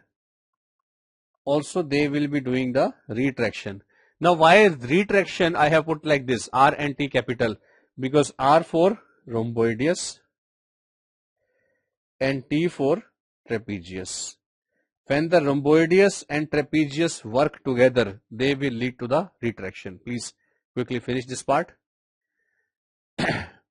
What I have told, that levator scapulae muscle, rhomboideus minor and rhomboideus major, they all are present in the medial aspect of the scapula. What will be their work? What will be their action? They will do the elevation because they are pulling from above. And when they will be pulling in an oblique manner, pull is not directly above, it is in oblique manner. Na? When the pull is in this direction, then the scapula will move downward like that. Okay. And the glenoid cavity particularly will face downward. And then retraction I have written R and T capital because retraction will be done by rhomboideus plus trapezius. Now dear friends, what is this muscle and what is this nerve? The muscle which is being pierced is identified by the fact that it is being pierced by a muscle nerve. This is coracobrachialis. Coracobrachialis. And the nerve is musculocutaneous nerve. It is called as musculocutaneous because it is muscular in arm and cutaneous in forearm. When it is muscular in arm, it supplies BBC muscle. That means it supplies biceps, it supplies brachialis, it supplies coracobrachialis muscle. But when it becomes cutaneous in the forearm, it will continue as lateral cutaneous nerve of forearm.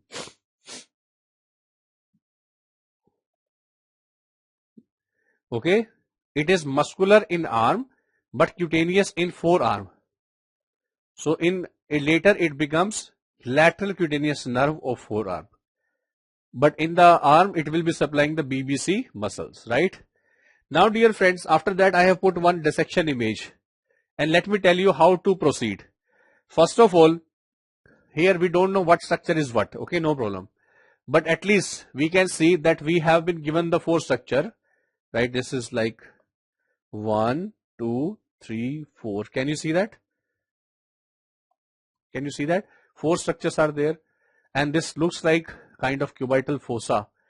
But in the cubital fossa, from theoretical knowledge, we know that we have MBBS. Median nerve should be there and the radial nerve should be there. So one nerve we can see at this position and one nerve we can see at this position. But in between, we don't know what structure is what. But at least we can say this looks like a tendon and this looks like a vessel. Just compare the structure. So whenever you are looking at the cubital fossa, nerve will be similarly looking. But the differentiator will be, one will be tendon and one will be the vessel. Now this is the vessel brachial artery. If this is vessel, it has to be median nerve. It has to be biceps tendon. It has to be superficial branch of radial nerve. Do you understand? Now we can say median nerve has been marked. Do you appreciate? So what is 1, 2, 3, 4 here? 1, 2, 3, 4 is MBBS. Median nerve, brachial artery,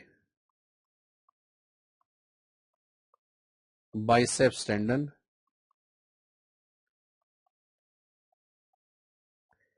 and the superficial branch of radial nerve. Superficial branch of radial nerve.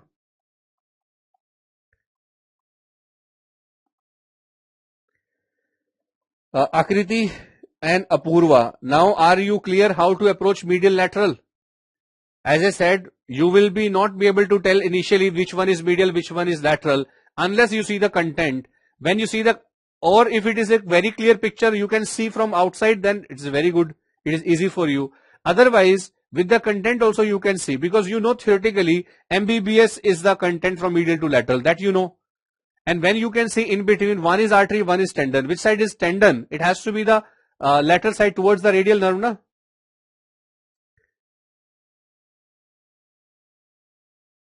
ठीक है बेटा, अभी पहचान कर लेंगे, कोई दिक्कत वाली बात नहीं. I have put this labeled picture also, so later you can. So basically how to proceed, you should learn the methodology, okay? And then you trace the other structures, which is like what you have identified, taking that as kind of landmark, rest you trace.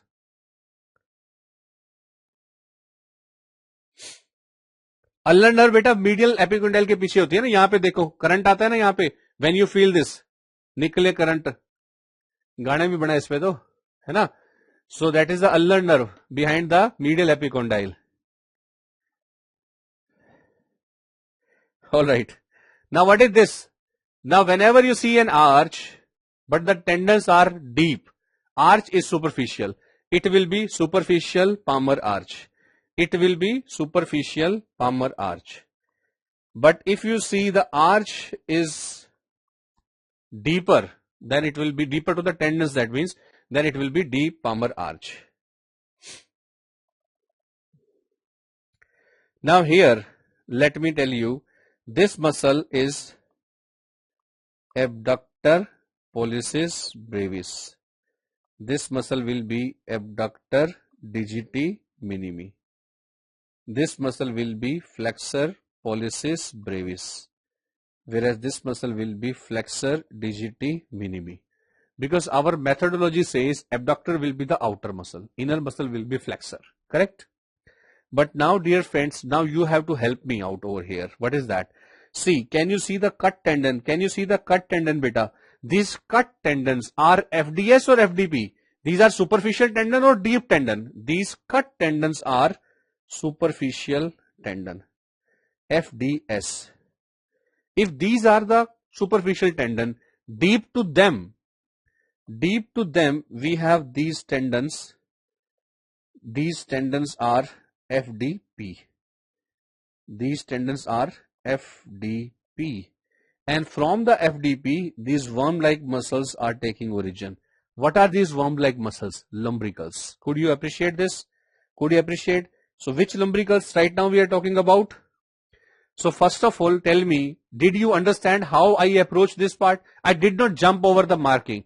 I went like one by one. First I started looking at this muscle, cut tendons, deep tendon, from the deep tendon, then the muscles. So go methodologically, you will be reaching over there. So third lumbrical. Now whatever question can be asked, no problem, we can mark the answer. Is it all clear, yes or no? This is third lumbrical. Now what is this? This is the boundary of the anatomical snuff box. Boundary of the anatomical snuff box.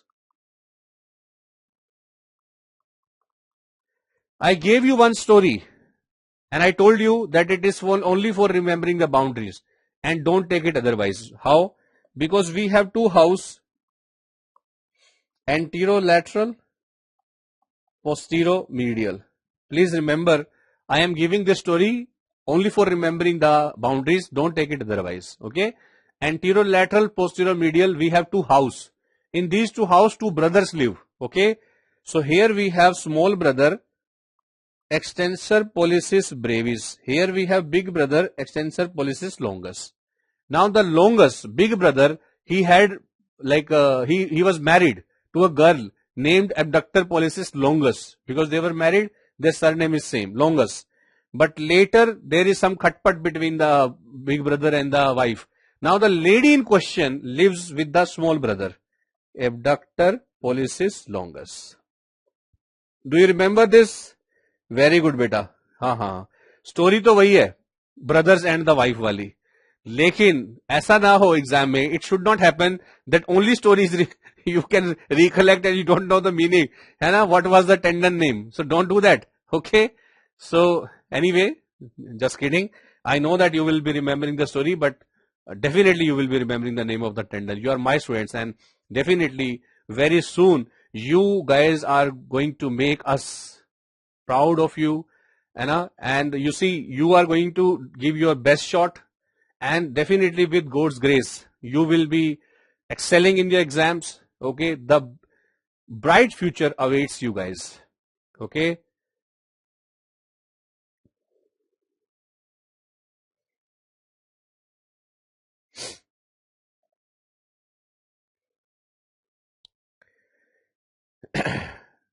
Now anterolateral, this will be anterolateral beta. Anterior will be on the lateral side towards the thumb. Okay. This will be the posteromedial. This will be anterolateral. This will be posteromedial. Now, what is this nerve? What is this nerve? We can write everything over here.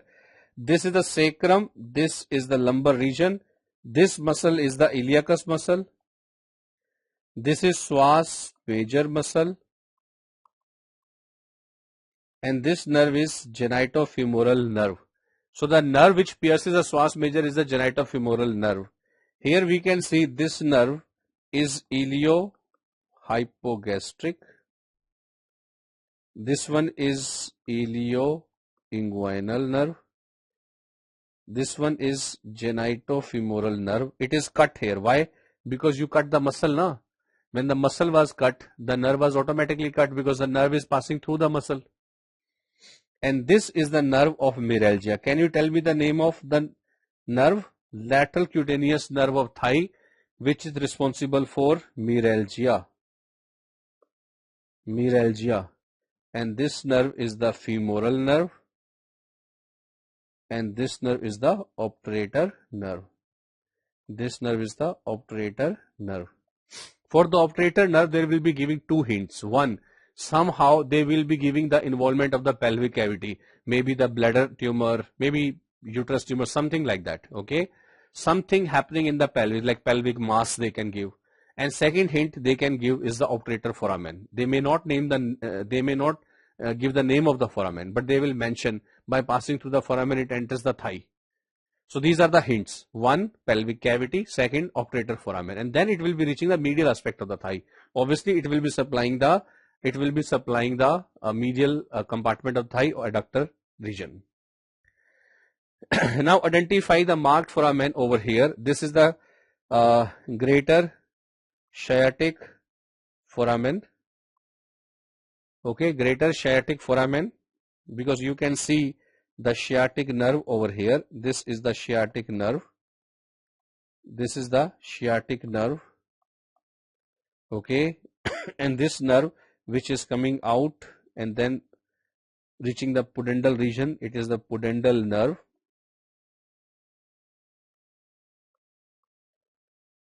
Okay, this muscle will be the piriformis muscle. Piriformis muscle.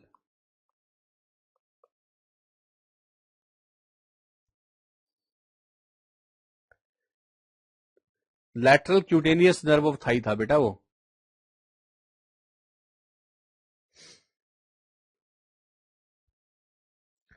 Now, what is this? Is the great saphenous vein.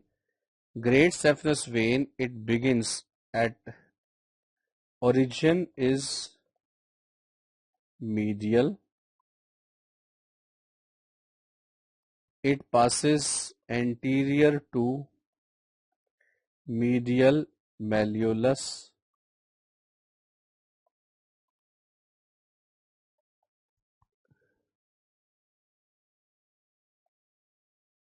ये hang थोड़ी चल रहा है, सब तो ठीक ही है. Hang है क्या? Everything is fine.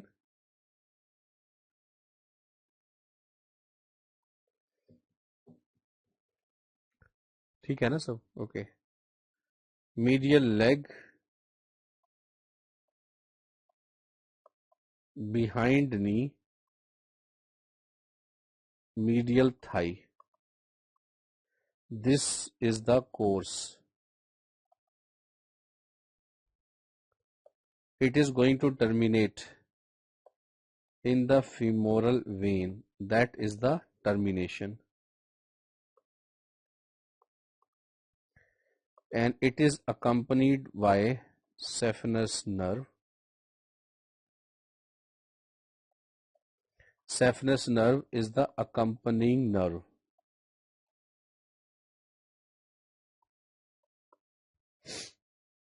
I'm repeating, don't worry, I'm repeating this part. What I have told, that this is the origin. In the medial side, I have written origin is the medial. Okay, origin is the medial. Then what is the course?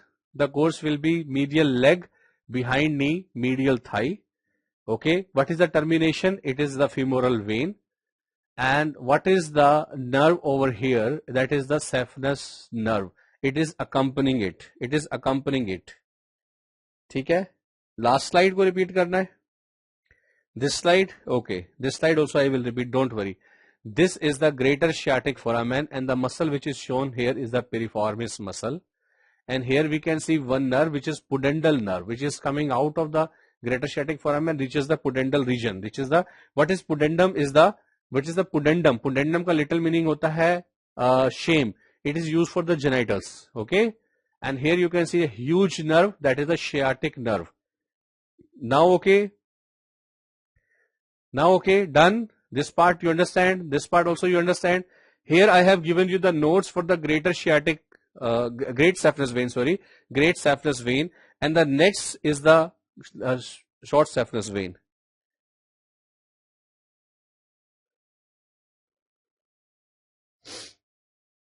Short saphenous vein origin is lateral. It passes behind lateral malleolus.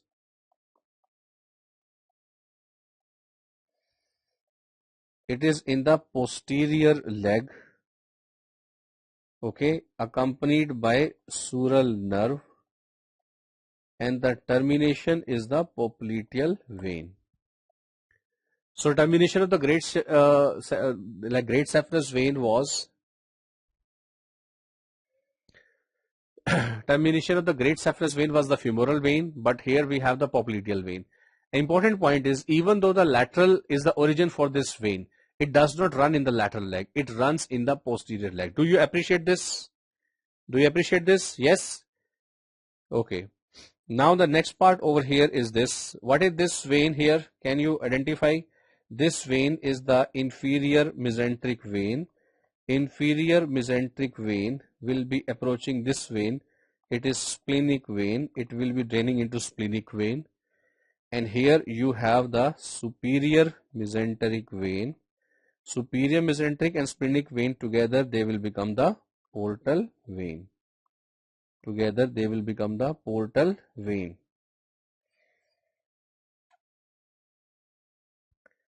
Now here, can you tell me what is this tendon?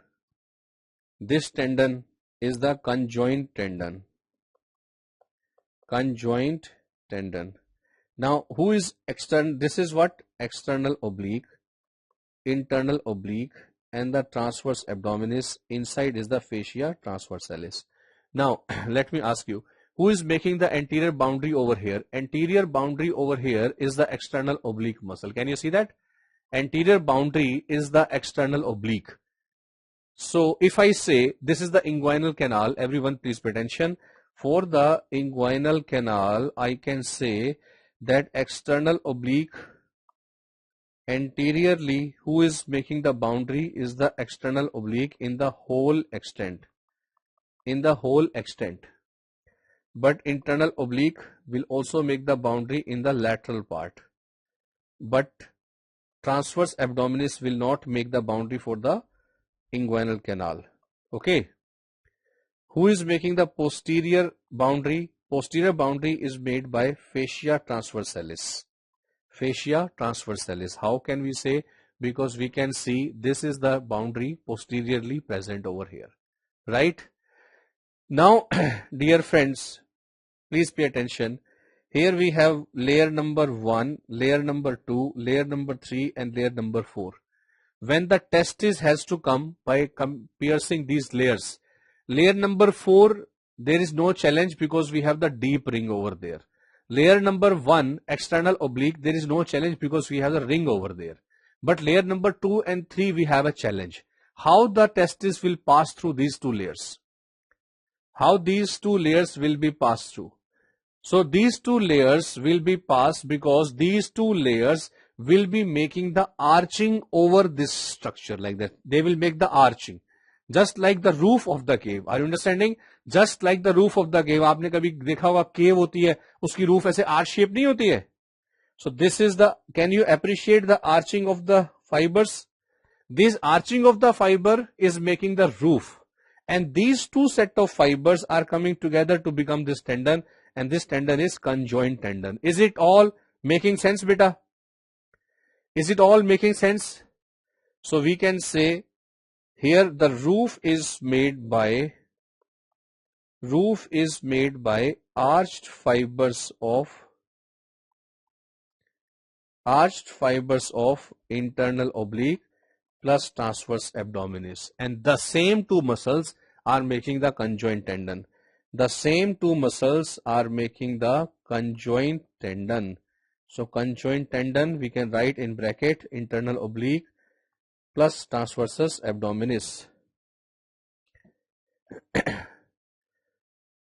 ठीक है. So we can see, let me again show you, ये anterior है, ये posterior है पीछे, fascia transversalis, ये है roof, arching, arch fibers, and arch fibers are making the conjoint tendon little bit portion over here.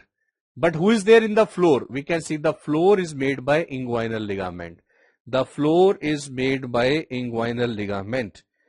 The floor is made by inguinal ligament. What is the other name of inguinal ligament? Poppert ligament. What is the other name of inguinal ligament? Is the Poppert ligament. So far so good. Right, here what you can see, here we have like this is the ligamentum teres and this is falciform ligament. Falciform ligament. Okay, and what are these two ligaments? These are medial umbilical ligament, and what is this? Is median umbilical ligament. Now let me add, these ligament are the derivative from where?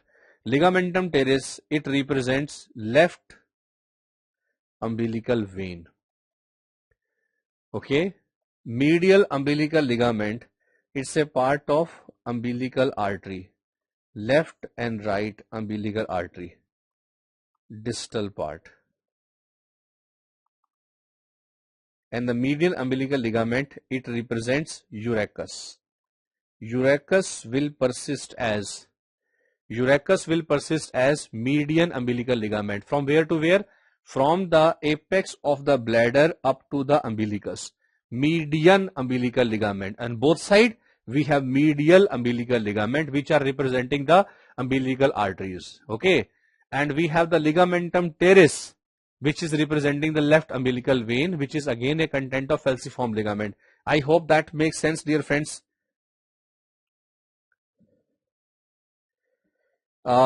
Nikita, thank you so much. Such words like mean a lot. Okay, the appreciation by the students, it means a lot. Now, dear friends, my question, if I have said that distal part of the arteries are making the medial umbilical ligament, can you tell me the proximal part of the artery will make what? Proximal part of the artery will persist in the form of which artery? Proximal part will be in the form of which artery? Proximal part will be in the form of superior vesical artery. So I can say the proximal part of umbilical artery,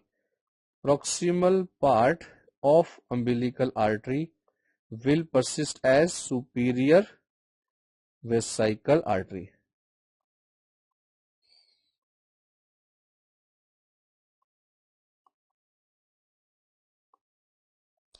Yes.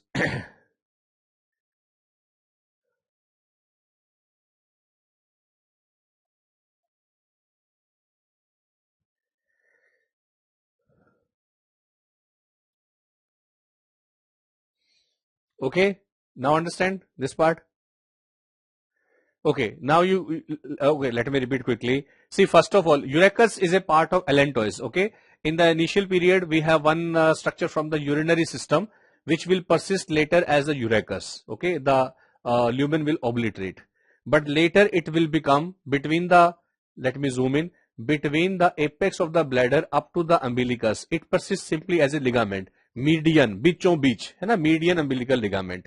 And then here you can say we have this ligament over here, two side, that means two medial umbilical ligament. These medial umbilical ligament, they represent the distal part of umbilical artery, because proximal part of umbilical artery has to supply the bladder, that will persist as superior vesical artery. That will persist as superior vesical artery. Now the question is, ligamentum teres, one ligament, content of falciform ligament, another ligament. Now it is very surprising now, one ligament, content of other ligament. It is because initially this was not a ligament, this was a vein.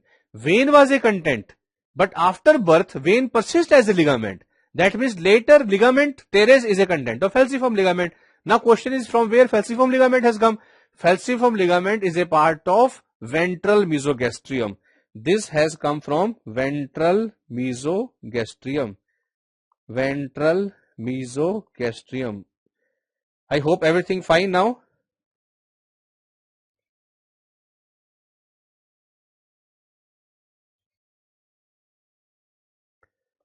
And the teres word anywhere is the round. Ligamentum teres can be also called as round ligament. Very good, beta. Now tell me, what is this? This cut part is the root of mesentery. This is the root of mesentery. Root of mesentery.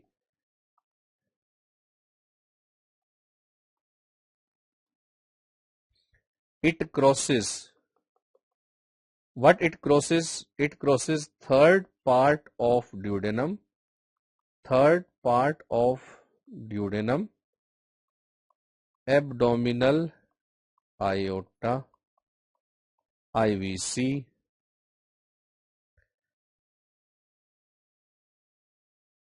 okay, abdominal aorta, IVC, and right gonadal vessels.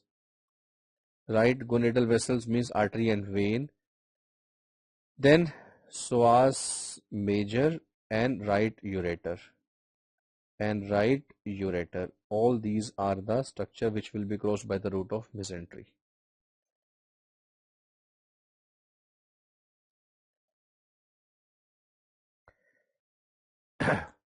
Now here,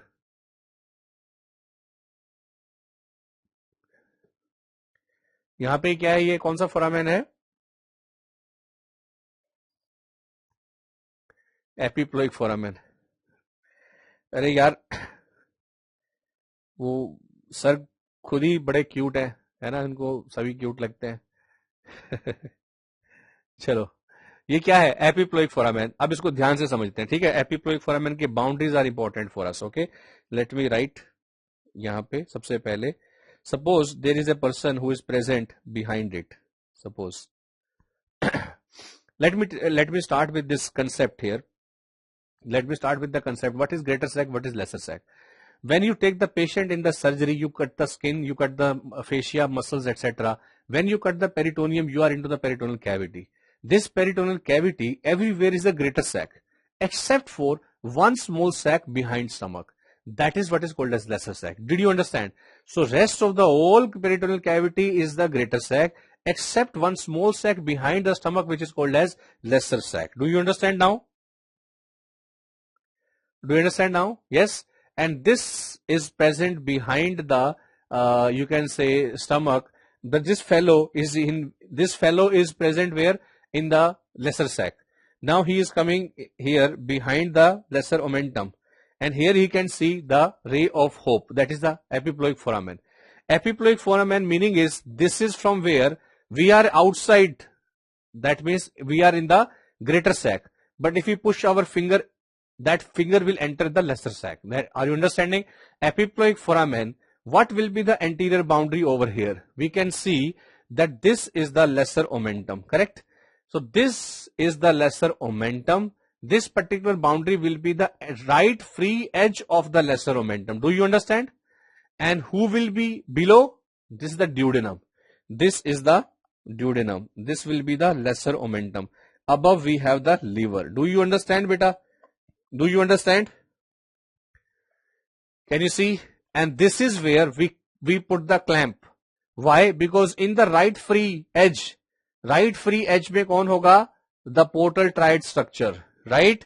So if I show you over here, can you see? This is liver, this is stomach, this is spleen, this is kidney. We have the vertebra, aorta, IVC, suprarenal. And here, if you can see, beta, here This is what? This is nothing but the lesser sac, and rest everywhere is the greater sac. And if you clamp this particular part, that means you are clamping the portal triad structure. Right free edge. This everything is the lesser omentum. Right free edge of the lesser omentum. Is it making sense? Yes, very good. Pringle's maneuver. So everything okay? But let me write two ligament over here. We have gastrosplenic ligament, and we have linorenal ligament. Gastrosplenic contains short gastric artery. Linorenal contains splenic artery. If later we forget which one was having what, how to remember? Gastrosplenic, first word gastro, artery will be gastric. Linorenal, first word linum, artery will be splenic artery. Making sense, beta? Yes. Anushka, posterior mein these are the boundaries. We can see IVC, right suprarenal, and the vertebra. These are the posterior boundaries. Making sense? और ये याद रहेगा आपको, the ligaments, this ligament having this structure, this ligament having this structure. How to remember? Read the first word. First word is our hint. Gastrosplenic, first word gastro, artery, gastric. Linorenal, first word lino, lino means spleen. So artery, splenic artery. So first word will give you the answer. Now identify the organ. Here we can say we have more arterial arches and the fat is everywhere. Here we do not have the fat everywhere. Rather, we can see the translucent window present. If the translucent window is present, it has to be jejunum. It has to be ileum. And this is thicker. The wall is thicker. This wall is thinner. Can you identify?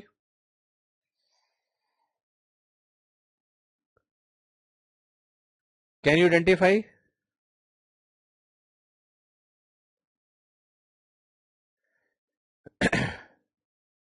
Now, one very important thing, the structures which are layers to be reflected to reach the kidney. कैसे होगा देखो? Understand this part carefully. This is thoracolumbar fascia. Let us first understand this way. Thoracolumbar fascia. We have erector spinae muscle. We have quadratus lumborum muscle. We have psoas major muscle. Psoas major muscle. Okay, boundaries I'll write. Okay, I'll write. I have shown you. I'll write the boundaries. Don't worry. But this is very important concept. After that I will write. Okay, just understand. Now here we can say we have the anterior layer, middle layer, and the posterior layer of thoracolumbar fascia. Can we say that? Matlab, what if this is the anterior layer? What if this is the middle layer? What if this is the posterior layer of thoracolumbar fascia? Are you understanding? Thoracolumbar fascia, anterior, middle, and posterior layer. In between quadratus lumborum and erector spinae muscle. Making sense, beta? Making sense? And here, can you see this is the capsule of the kidney? This is the fascia of the kidney. But what is this fat? This is perinephric fat. And this is paranephric fat. Now, understand this part carefully, that many of you will become surgeon. Eventually, you will become urologist. Now, when you will become urologist, you will be operating on the kidneys. But how you will approach the kidney? First of all, you will remove the skin. Then you will remove the superficial fascia. After that, now let me explain. You will go like this. What is this? Understand with me, beta. Please understand. Please pay attention. First of all, you will cut the posterior layer. Let me zoom in. First of all, you will remove the posterior layer of thoracolumbar fascia. Then you will remove the erector spinae. Then the middle layer. Then the quadratus lumborum. Then the anterior layer of thoracolumbar fascia. Do you understand? So layer by layer you will be reflecting. Then you will be reaching the kidneys. Do you understand this? This is how we will be reflecting the layer after layer. This part is clear, yes or no? Please tell me in the, please quickly give your feedback. Is it all clear? Making sense? Right, I have given the notes although but notes is okay. You have to understand, right? Very good, beta. Now, just to write the epiploic foramen boundaries, suppose this is epiploic foramen, this is right free edge, this is right free edge of lesser omentum. Below we have first part of duodenum, first part of duodenum.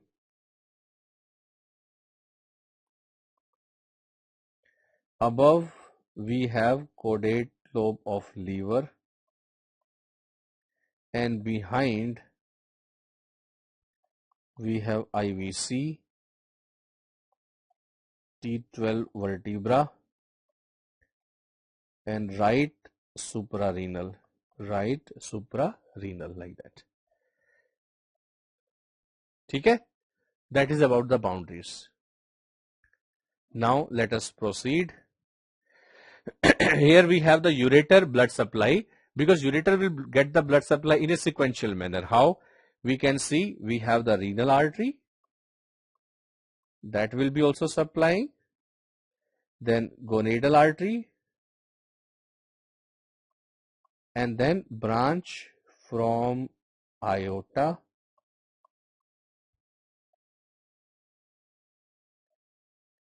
and then we have common iliac artery, internal iliac artery, and all these arteries are making the blood supply of the ureter.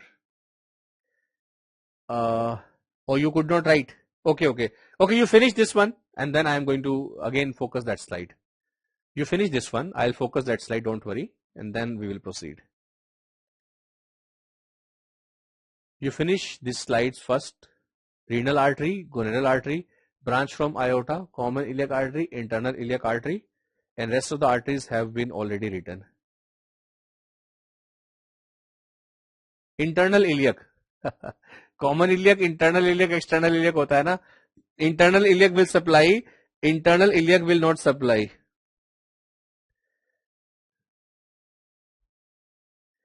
Are you done now? Very good. Chalo. Now take the notes quickly. Please write it down quickly. Anteriorly, we have the right free edge of the lesser omentum. Below we have duodenum. Above we have caudate lobe. Behind we have IVC. We have T12 vertebra, and we have right suprarenal gland.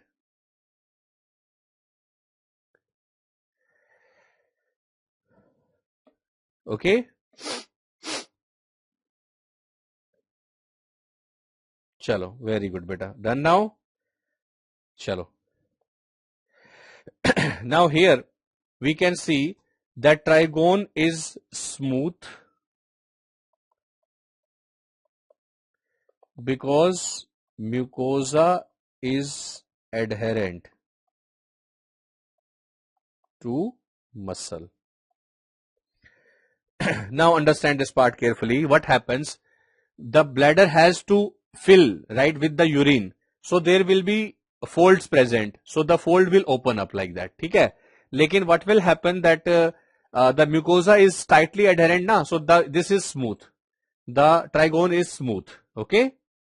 This is just like, it is just like when we put our bed sheet very tightly, it becomes smooth. If we put it like just loose, it becomes crumpled like that. Now very important concept over here. This is what, these are two ejaculatory duct. These are two ejaculatory duct. Ejaculatory duct will put the semen in the prostatic urethra.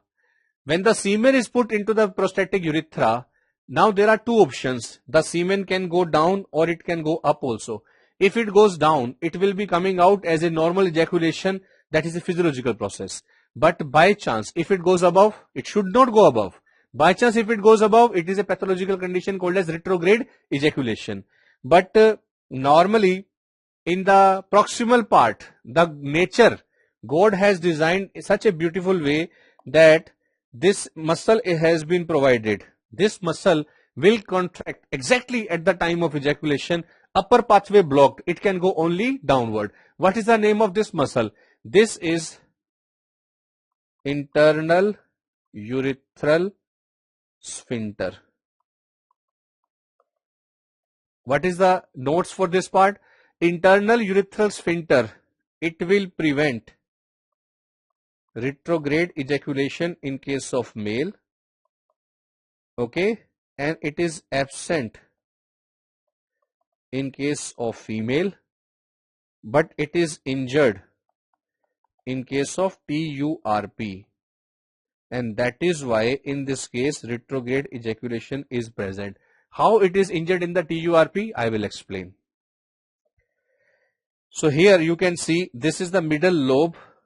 Middle lobe has a tendency for the hypertrophy, like that. See this. This patient will come to you. The patient will have the hesitancy, intermittency, those type of feature. But you know the reason behind it. You will put the instrument in a transurethral manner, and then you will resect the prostate. So what you are doing is the resection of the prostate, but by mistake what is also happening, because there is no other option, the sphincter is also getting cut. The sphincter is the protection mechanism. That's why there will be TURP gone, so there will be protection is lost. Okay. What is this? Is the fascia in front of the rectum. That's why Denon-Villiers fascia. Denon-Villiers fascia.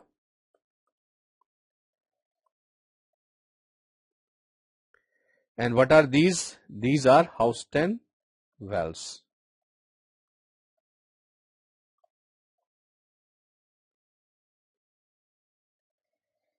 What is this line? Can you tell? This line is pectinate line or dentate line. This line is pectinate line or dentate line. Now dear friends, this is important for us to remember ischial spine. Why? Because pudendal nerve is present around it. Do you guys remember when you have done the episiotomy? Before episiotomy, you must have done the pudendal nerve block. So although like ideally how we should do it? Ideally, we should first do the PV examination. We should look for the ischial spine. We know the ischial spine, around that pudendal nerve is there. So around that region, if you give the anesthesia, means you are doing the pudendal nerve block. Making sense? So now there are certain slides which I know very easy for you. Quickly we will go through the slides. We can see the striations and we can see the branching. Can you see the branching? Branching. Striations with the branching. That's why this is cardiac muscle. If only striations, no branching, it is the striated muscle. And no striations, then it is the smooth muscle. Can you identify this gland? You can see the hair and you can see grape-like cluster. It has to be sebaceous. And sebaceous is an example of holocrine gland. Now this is very easy. We can see cell nest. Cell nest. And no fiber seen.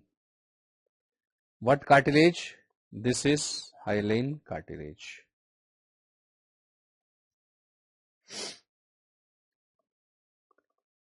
Big cells, single or groups, long and short wavy fibers. This will be elastic cartilage. So big cells, alternate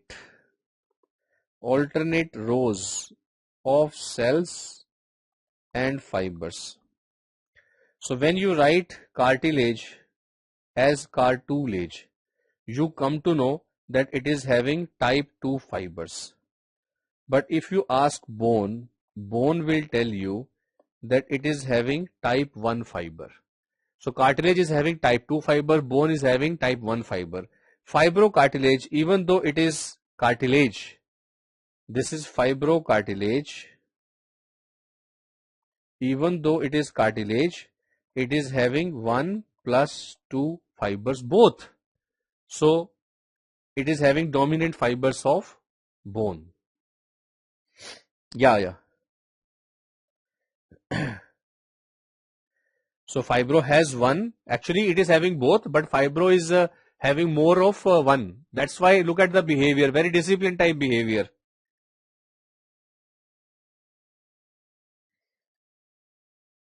ठीक है बेटा?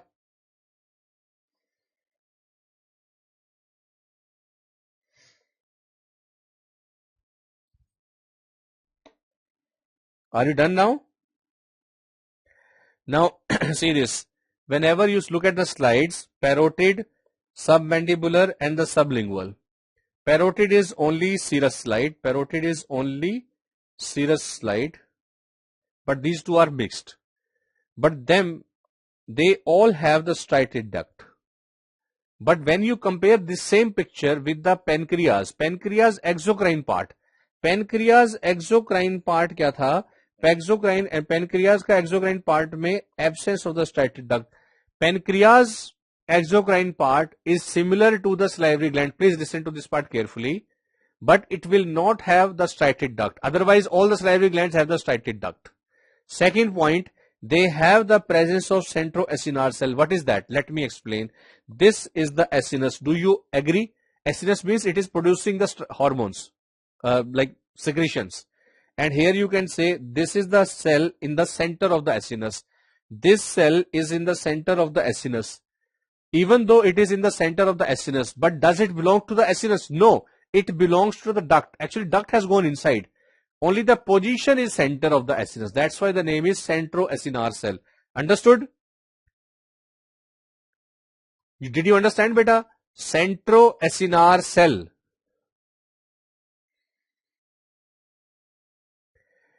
And sometimes they ask about the stem cell. If they ask the stem cell of the gastric gland, then answer will be isthmus. But if they ask the stem cell of the intestinal gland, then answer will be basal. So far, so good.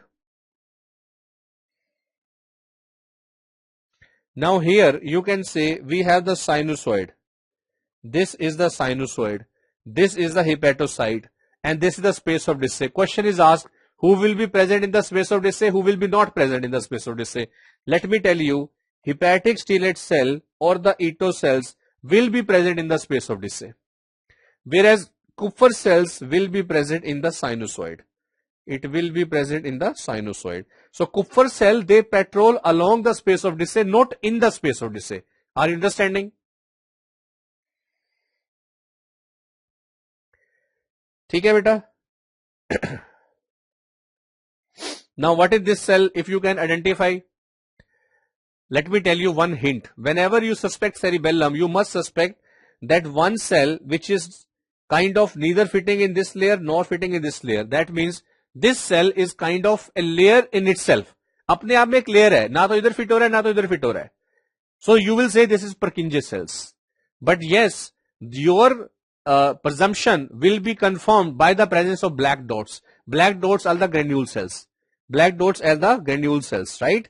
So when this is the granule cells, granular layer, this is the Purkinje layer, this has to be molecular layer. So that third layer we will assume this is molecular layer. Overall this is cerebellum. Did you understand?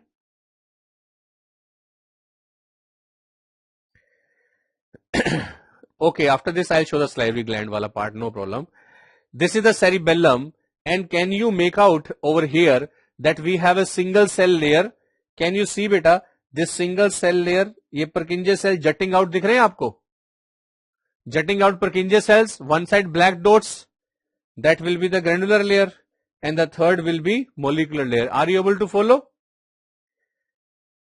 Yes? Okay, I'll show the gland part again, no problem. Just let me finish the cerebellum. Let me finish the cerebellum, beta. Cerebellum mein, in the molecular layer, we have two cells. In the molecular layer, we have two cells, basket cell, stellate cell. In the Purkinje layer, we have a single cell, that is Purkinje cell only. Whereas in the granular layer, we have two cells, granule cells, and the big are the Golgi cells. Okay, so molecular layer, basket cell, stellate cell. Purkinje layer, Purkinje cell. Granular layer, granule cells, Golgi cells. Are you understanding now? So these are the cell types. What are the fibers? Some fibers will be directly climbed up to the highest level, that is climbing fiber. But rest of the fiber will be coming together as a mass, that will be the mossy fiber.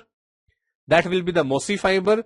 But see, suppose 10 areas, from 10 area afferent is coming, one area coming alone, that will be lightweight.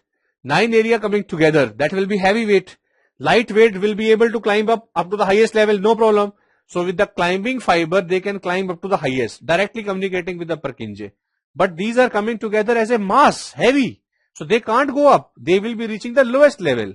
And from there, message will be carried forward by the granule cells in an indirect manner.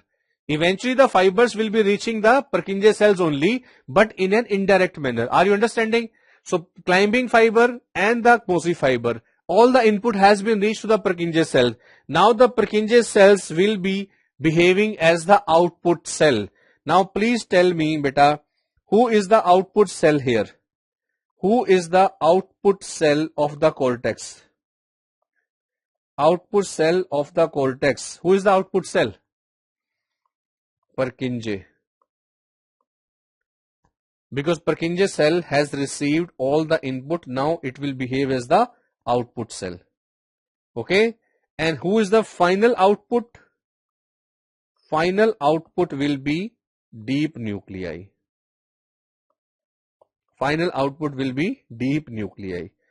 So far so good. Now quickly I'll show the salivary gland again, no problem. Salivary gland, what I have told, that when you see the salivary glands, the parotid gland is having only serous type of secretion. Okay. Whereas submandibular having mixed type of secretion, the colors is showing the serous and the mucus one. Okay. Sublingual gland is also having the mixed type of secretion. But when you see the duct system, they have different duct, like excretory duct is there, striated duct is there, intercalated ducts is there. So basically all the ducts are there in the salivary glands. If you compare pancreas with the salivary glands, what you will observe, rest of the duct systems are exactly same, just like the salivary glands.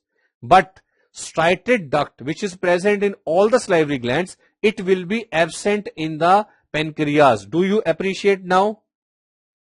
Do you appreciate now? Pancreas will be having rest of the structures similar to the salivary gland, but it will not have the striated duct.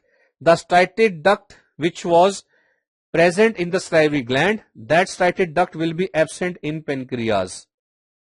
And also pancreas, one more feature we have learned, that there will be presence of centroacinar cell. Now is it okay? Very good. Now this is the primitive streak. It defines axis of embryo. And what is the function? Function is gastrulation.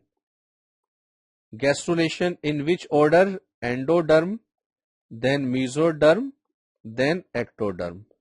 Okay. So the function will be gastrulation, endo, meso, ecto. How it will happen? Because first some cells will start dipping inside the primitive streak. The first cells which will dip, they will replace the hypoblast. They will make the endoderm. Okay. And after that, next generation of the cell will come and it will make the mesoderm. And there will be few cells which will not migrate. So to keep it simple, gastrulation will take place. Endoderm is the first germ layer and the ectoderm is last germ layer. And this is the neural tube. When the neural tube is closing, eventually the whole tube will close, but the time will be there, transient, temporary basis, where we have the anterior opening and the posterior opening. These openings are called as neuropore. Okay. Anterior and posterior neuropore. Anterior neuropore may, if the anterior neuropore fails to close, it will lead to anencephaly, and if it is posterior fails to close, then it will lead to spina bifida. Can you tell anterior neuropore closes on which day? Anterior closes on 25. Posterior closes on which day? Posterior closes on, very good beta, very good, 28 day. And to prevent the neural tube defects, what supplement is to be given? That is folic acid. Now what is this? That will be the common cardinal vein, which is a part of developing venous system. And here we can say, let me explain this. We have one frontonasal process, two maxillary process, and two mandibular process. Mandibular process will fuse very early to make the lower lip and chin. But who will make the upper lip? Upper lip will be made by four processes. Look at me. Maxillary, medial nasal, maxillary. That means we have maxillary, medial nasal, maxillary. So anywhere if there is non-fusion, it will lead to cleft. Can you tell me, if a patient comes to you with the midline cleft, which processes could not fuse? Midline cleft, which processes could not fuse? Which processes could not fuse for the midline cleft? For the midline cleft, it will be two medial nasal processes could not fuse. Okay. In a similar manner, when we keep on changing the language of the cleft, so answer will be different, but we don't have to mug up. What we have to remember is the normal fusion of the process. Okay. And because the same processes make the palate also, that is why cleft lip is quite oftenly associated with the cleft palate. Now what is this? Gastroschisis and omphalocele. What is the reason behind it? It is non-reduction. It is reherniation. Omphalocele is non-reduction of the hernia. Gastroschisis, reherniation of the hernia. See, when the gut will go out and gut will come back, okay, then it is normal reduction. By chance fails to reduce, then the gut is outside. But gut is having the amnion cover. Amnion cover present. Amnion cover present. Here the cover is absent. Because this is the hernia for the second time. This time gut is not prepared. Okay. Now you apply your common sense and tell me, if you see two cases together, gastroschisis and omphalocele, together you are looking at two cases. Acutely looking, who will be in the bad shape? Acutely looking, who will be in the bad shape? Obviously gastroschisis, because there is no protective cover. So acute prognosis will be worse. Acutely prognosis will be worse. But overall or chronic basis, prognosis will be worse.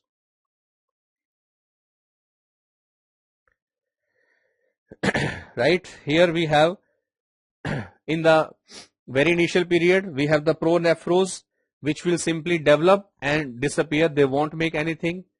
Then the mesonephros will come. They will come and transiently working. But who will come as a final system in the human? That is metanephros. Metanephros will come. Metanephros. Now, let me zoom in to show you. This is mesonephric duct. When the metanephros will come, this yellow color structure will be developing. That is ureteric bud. Now, if you pay attention, ureteric bud is coming from where? It is coming from the mesonephric duct. It is going where? Into the metanephros. When it is going in the metanephros,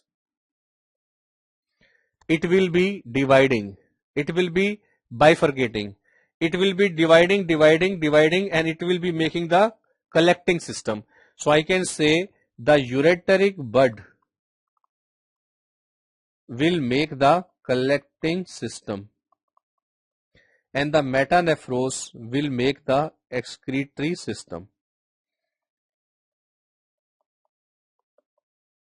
Metanephros excretory system and ureteric bud collecting system. Excretory system means what? Bowman's capsule, PCT, DCT, loop of Henle. Collecting system means what? Collecting tubules, collecting duct, the major calyces, minor calyces, etc. Okay.